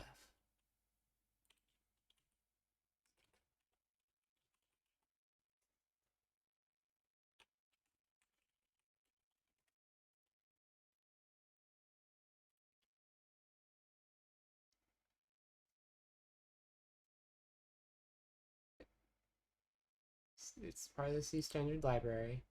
Maybe I'm able to just use it. You never know.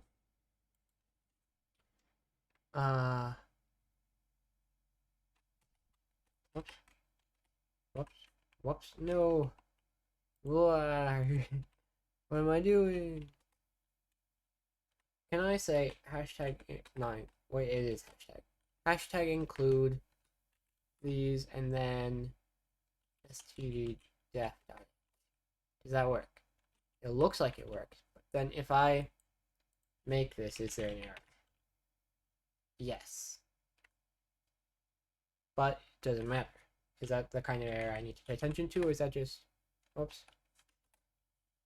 Okay, so it looks like maybe it's just until I need it. However,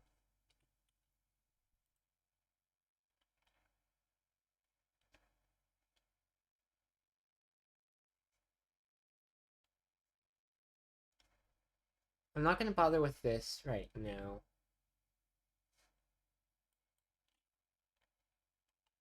Where is the main function?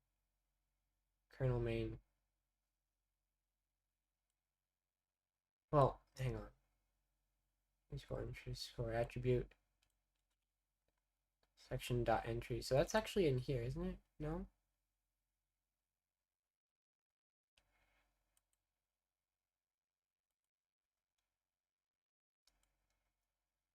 Alright, well.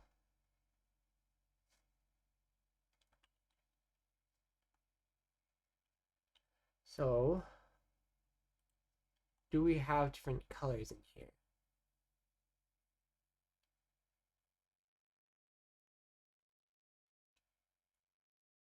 That becomes my next question.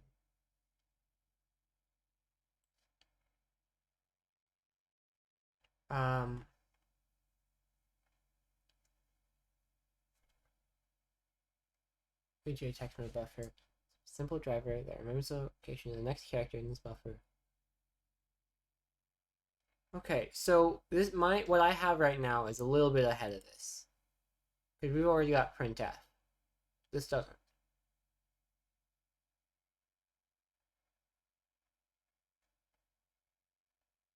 Um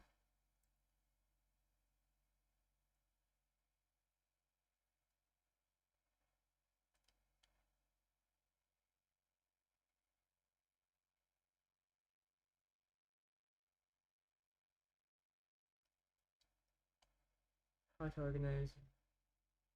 I don't know what I'm doing. Oh goodness.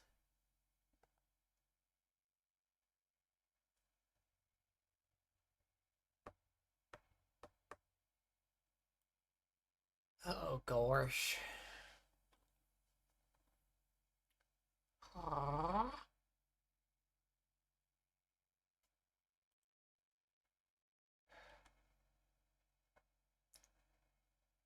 So we have this, right?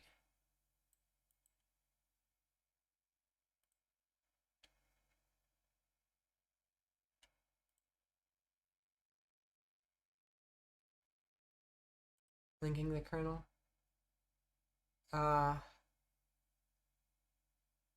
Looks like that part's fine.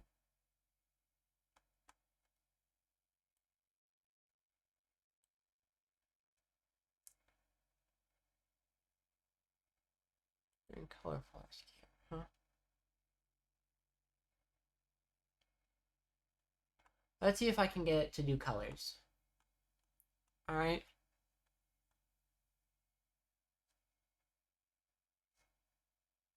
So if I add in here enum VGA underscore color.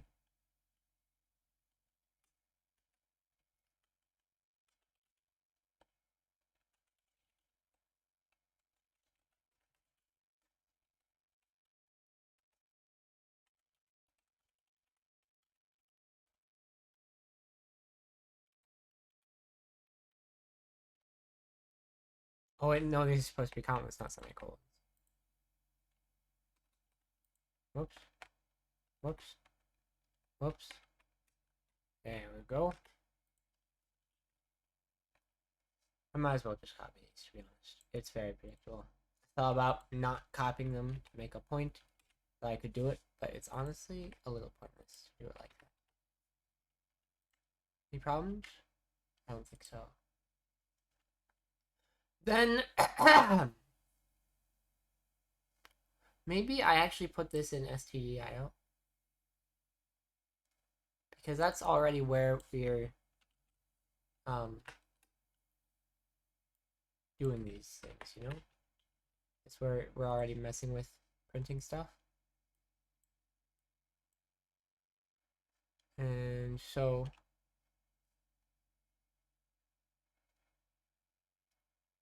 what if I have std def?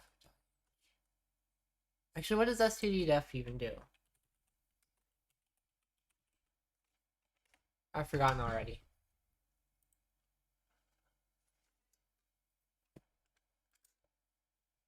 Sign integral type. It looks not needed, is my judgment. Looks very not needed, in fact. Now let's see.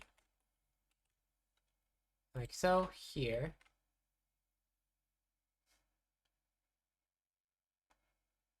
And then...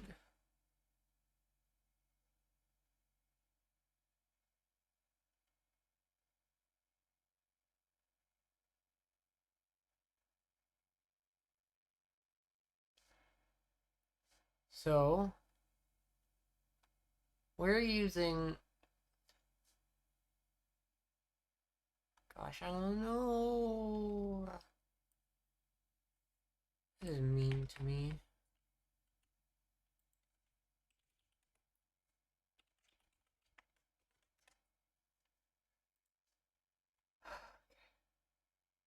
Um...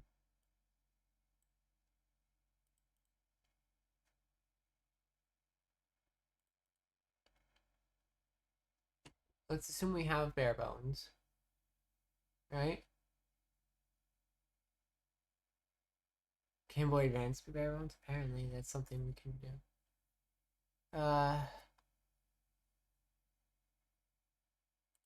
Tutorial on how to create a shell. Sure. I actually don't know if I want that right now. Maybe I will. Maybe I don't. I don't know.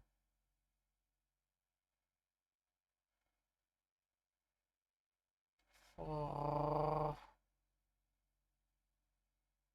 Ooh, leave that computer things. Yes, indeed, Jellobran.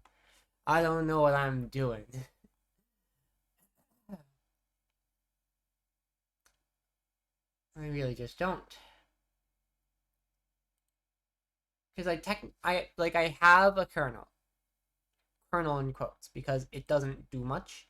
And I don't have colors enabled. And I'd like to have colors enabled.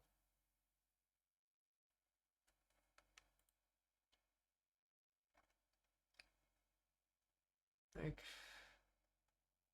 but they've started from a different spot than me, essentially. I've been using this tutorial from Nanobyte, and well, to be honest, I just don't know what I'm doing, you know? I'd like to get to a point where I can just sort of program whatever. And I might be at that point. I can't tell.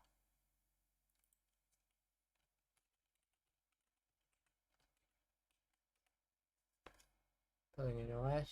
1, 3, 2, 4, 7. See, look, some of these aren't in... Oh. See, look.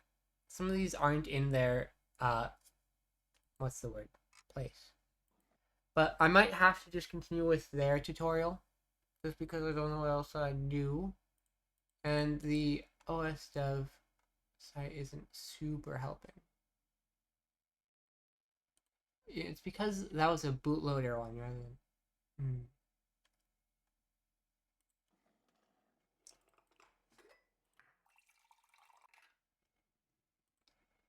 The thing is, I really don't know what I'm doing.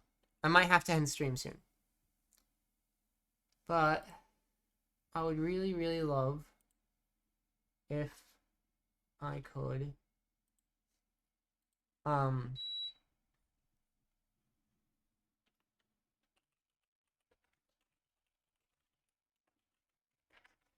I don't know what I can do at the moment. Interrupt IGT. Kernel GDT.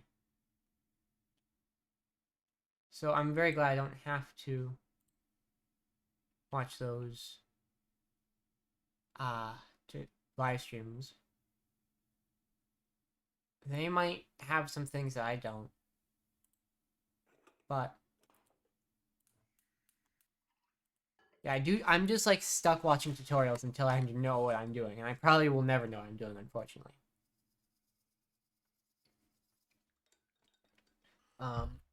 Intro. Hello. Before working on the kernel, there are some bugs that I found, and I would like to show you those fixes. Let's start with the build process. In part 7, Doop, I doop, showed how doop. to automate downloading and building pinutils and GCC. When running the binutils build, I would get these segmentation errors caused by a program called chew, which would crash. I could reproduce this issue on some distributions, Ubuntu and...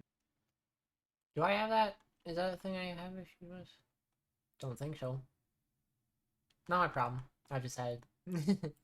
I'll fix it later. But on other distributions like Fedora, it worked fine. It took me a while to find the source of the problem, which turned out to be these variables in config.make. CC, I dropped the thing. and all these other variables are very commonly used in makefile projects. Exporting them means that they are passed as environment variables to child processes, which will also include the binutils and the GCC builds, causing them to misbehave. The easiest way to fix this issue would be to set them to empty when calling the configure scripts of binutils and GCC, like this: cflags equals nothing, asm flags equals nothing, and the same with all the others. Since we are changing things in this toolchain.make file, let's also fix this annoyance where running make toolchain rebuilds binutils and GCC every time, even if they are already built. We can fix this issue by introducing an intermediate target, which is a real file that is generated by the build. This way, make will see that there is a real file that exists with that file name, and will not redo the build process unless something changes. For binutils, a good... And I've got to double check that I don't have this ready. That's up here, right?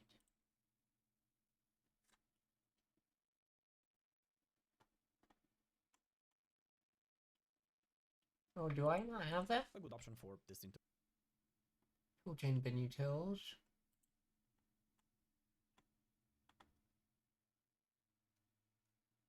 Looks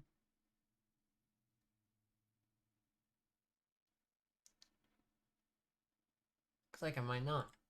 This intermediate file would be the LD linker binary, so toolchain underscore binutils will depend on LD, and the LD target will now... Intermediate file would be the LD linker binary, so toolchains underscore binutils will depend on LD, and the... Toolchain underscore binutils.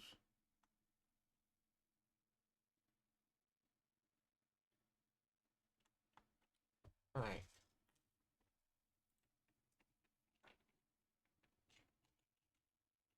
Which is a real file that is generated by the build. Head pats for me, thank you very much. I'm doing my best out here.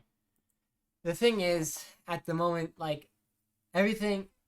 I already knew this was going to be a really big and difficult project, but it is a little bit discouraging when the wiki says, hey, if you don't know what you're doing, don't maybe consider not doing this. And so I'm like, well, you see, I want to anyway. Because, like, it's going to be a great learning experience, I'm confident. But, like, I don't know what I'm doing, so I'm not sure I'm learning enough at the moment, you know? Which is really a struggle, because I want to be learning things, I just am bad at learning things, apparently. This way, make will see that there is a real file that exists with that file name, and toolchain prefix slash bin slash... For binutils, a good option for this intermediate file would be the LD link. Let's see.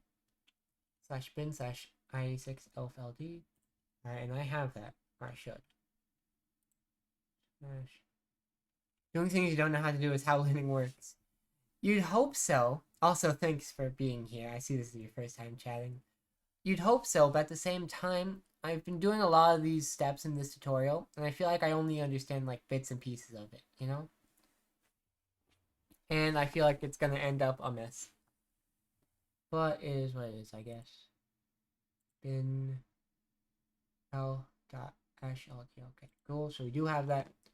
So what they wanted me to do was say, let's see, toolchain prefix there. Gotcha. So I will copy here. Toolchain prefix. And then slash, I believe it was i686 dash elf. And then slash again, bin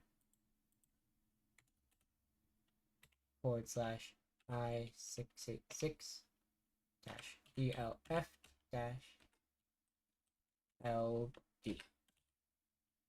Right? Right. So I should be in. Does it need quotes? I feel like it needs quotes. Might not. Binary. So toolchains underscore binutils will depend. Oh, I guess it doesn't need. That's already toolchain slash. Maybe it doesn't need this piece. Maybe it already knows to look in there. Yoink. And then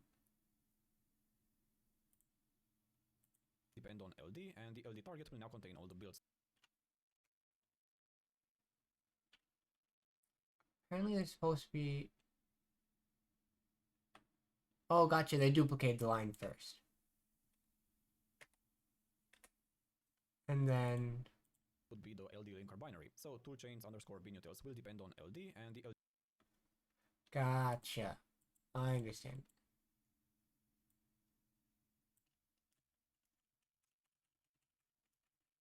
So what I was supposed to do was this. Like so. And then copy this to here, I believe. The LD target will now contain all the build steps. For GCC, I use the GCC binary itself and did the same thing. Toolchain That looks like the right thing. GCC depends on the GCC binary, and the GCC... Yeah. Okay, and then GCC does the same thing they said. So... I don't know if it would help for info overload, but I could recommend a well-regarded resource for building an OS from the ground up. Sure, absolutely. I already have the OS Dev Wiki as somewhere I know about. It's just a little tricky to use at the moment because I'm using nanobytes tutorials, which do stray a fair amount from it. So that's why I haven't been using this directly, is because I started on this one, and so far it's been decent enough. I can... Here. Like I said, I have the bootloader, and this is what the kernel does at the moment. I did take some time to get the fat driver exactly how I want it. It's just FAT12 right now, because I don't know how to do anything else. What I had difficulty with was actually, basically, in the file... Where is it? It's in, like, find file or something like that. File read, yeah. Basically, if the file you were looking for didn't exist, rather than exiting, it would just keep looking forever. And then you'd run out of memory, or you'd be looking in places that doesn't exist, rather than running out of memory. And so what I did at that point was I added a condition somewhere that said, make sure the file is inside the root directory's space. Or, because the size of the root directory, to my knowledge, it should have worked. I think it did work, but then they went and changed things, so I don't know what I'm talking about anymore. Anywho, let's go back to watching this. binary target contains the build... Because, like, I hate to just be watching somebody else's video this whole time, but it is really the best I can do, you know? Slash bin slash i6 elf g6. Okay. And I was looking at this one. Okay.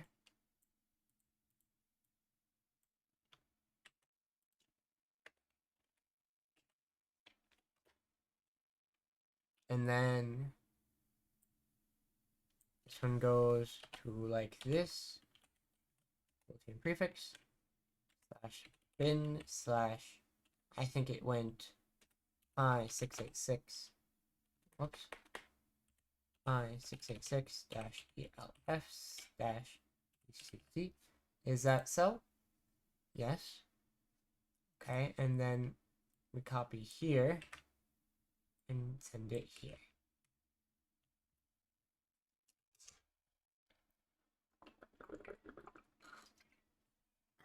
Oops. Tomorrow is math class. Calculus class, specifically. I'm doing such cool things. I just hope I am, like, up to the task, you know? Because goodness, these are hard things. Calculus 2 is really cool, by the way. I'm just failing it, because I'm a little bit silly. Another bug I found was in the printf implementation, both in the kernel Oh, and yeah? in stage 2. When printing a number... Maybe it wouldn't be that useful if you're that far along. I don't know if I even consider this that far along, but just in case, yeah, absolutely.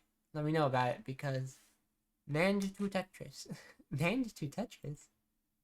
That's a silly name for it. Fascinating. From first principle. Honestly, I should probably keep this in mind anyway. In fact, I should... can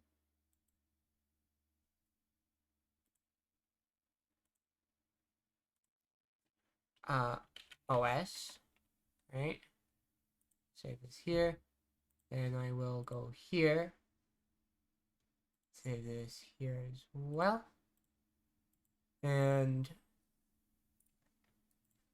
I'll put their channel there as well. So I'll just have a couple bookmarks. That'll be helpful. Thank you. Oh, whoops, I clicked it again. My bad. But yeah. Like, it's been a really fun process, you know? Like, assembly, it's scrunkly, you know? Assembly is a scrunkly language. x86 assembly is what we use, obviously. It's scrunkly to me. And that makes it worth knowing.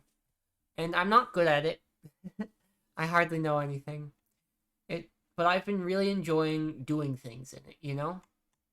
And at least mostly understanding them. So, it's just so scrunkly. I don't know what else to say. Like, there's definitely better ways of phrasing that, but I can't think of them. It's just so scrunkly. Number followed by a %s string specifier, I would get... What was this? Target contains the build recipe. 2. When printing a number followed by a %s string specifier, I would get a 0 appended to the string. Awesome. The problem was that I forgot to reset this number boolean variable after handling the specifier. Okay. After resetting the variable... So basically I go to STI, go down to the bottom. Like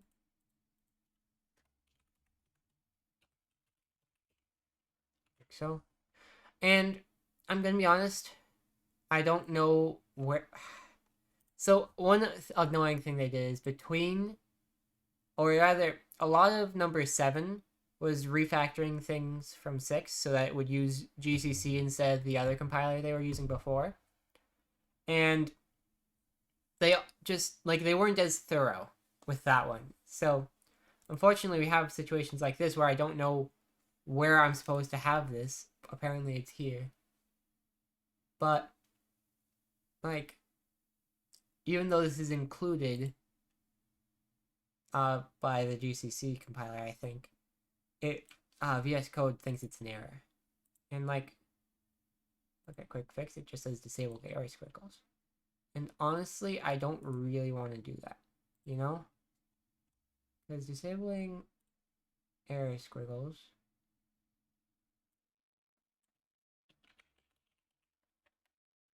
Because disabling the error squiggles is just like... That's dangerous to me. It might mean I do something wrong and don't know about it. The variable to false in the specifier case, the issue is gone. With those things taken care of, let's get back to the kernel and start by cleaning up our code a little bit. First, let's move all the x86 specific stuff in a new folder called arch i686.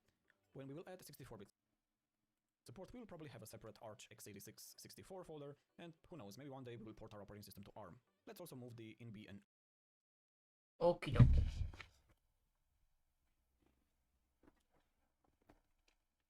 x86 folder called arch i686. I might as well, right? Oops, that's a file. I meant folder.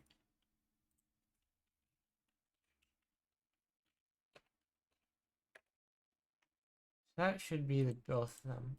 Yeah, that works exactly how I want it. When we will add 64-bit support, we will probably have a separate arch x86 io.h. Kidoki.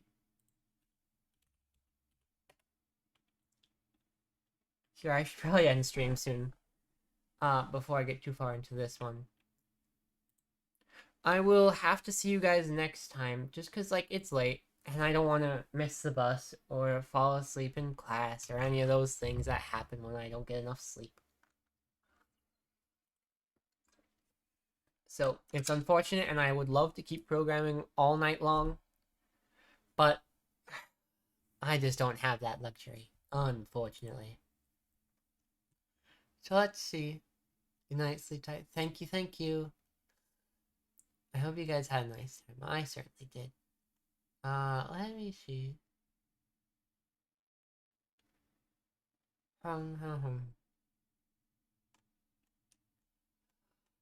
Tricky. Maybe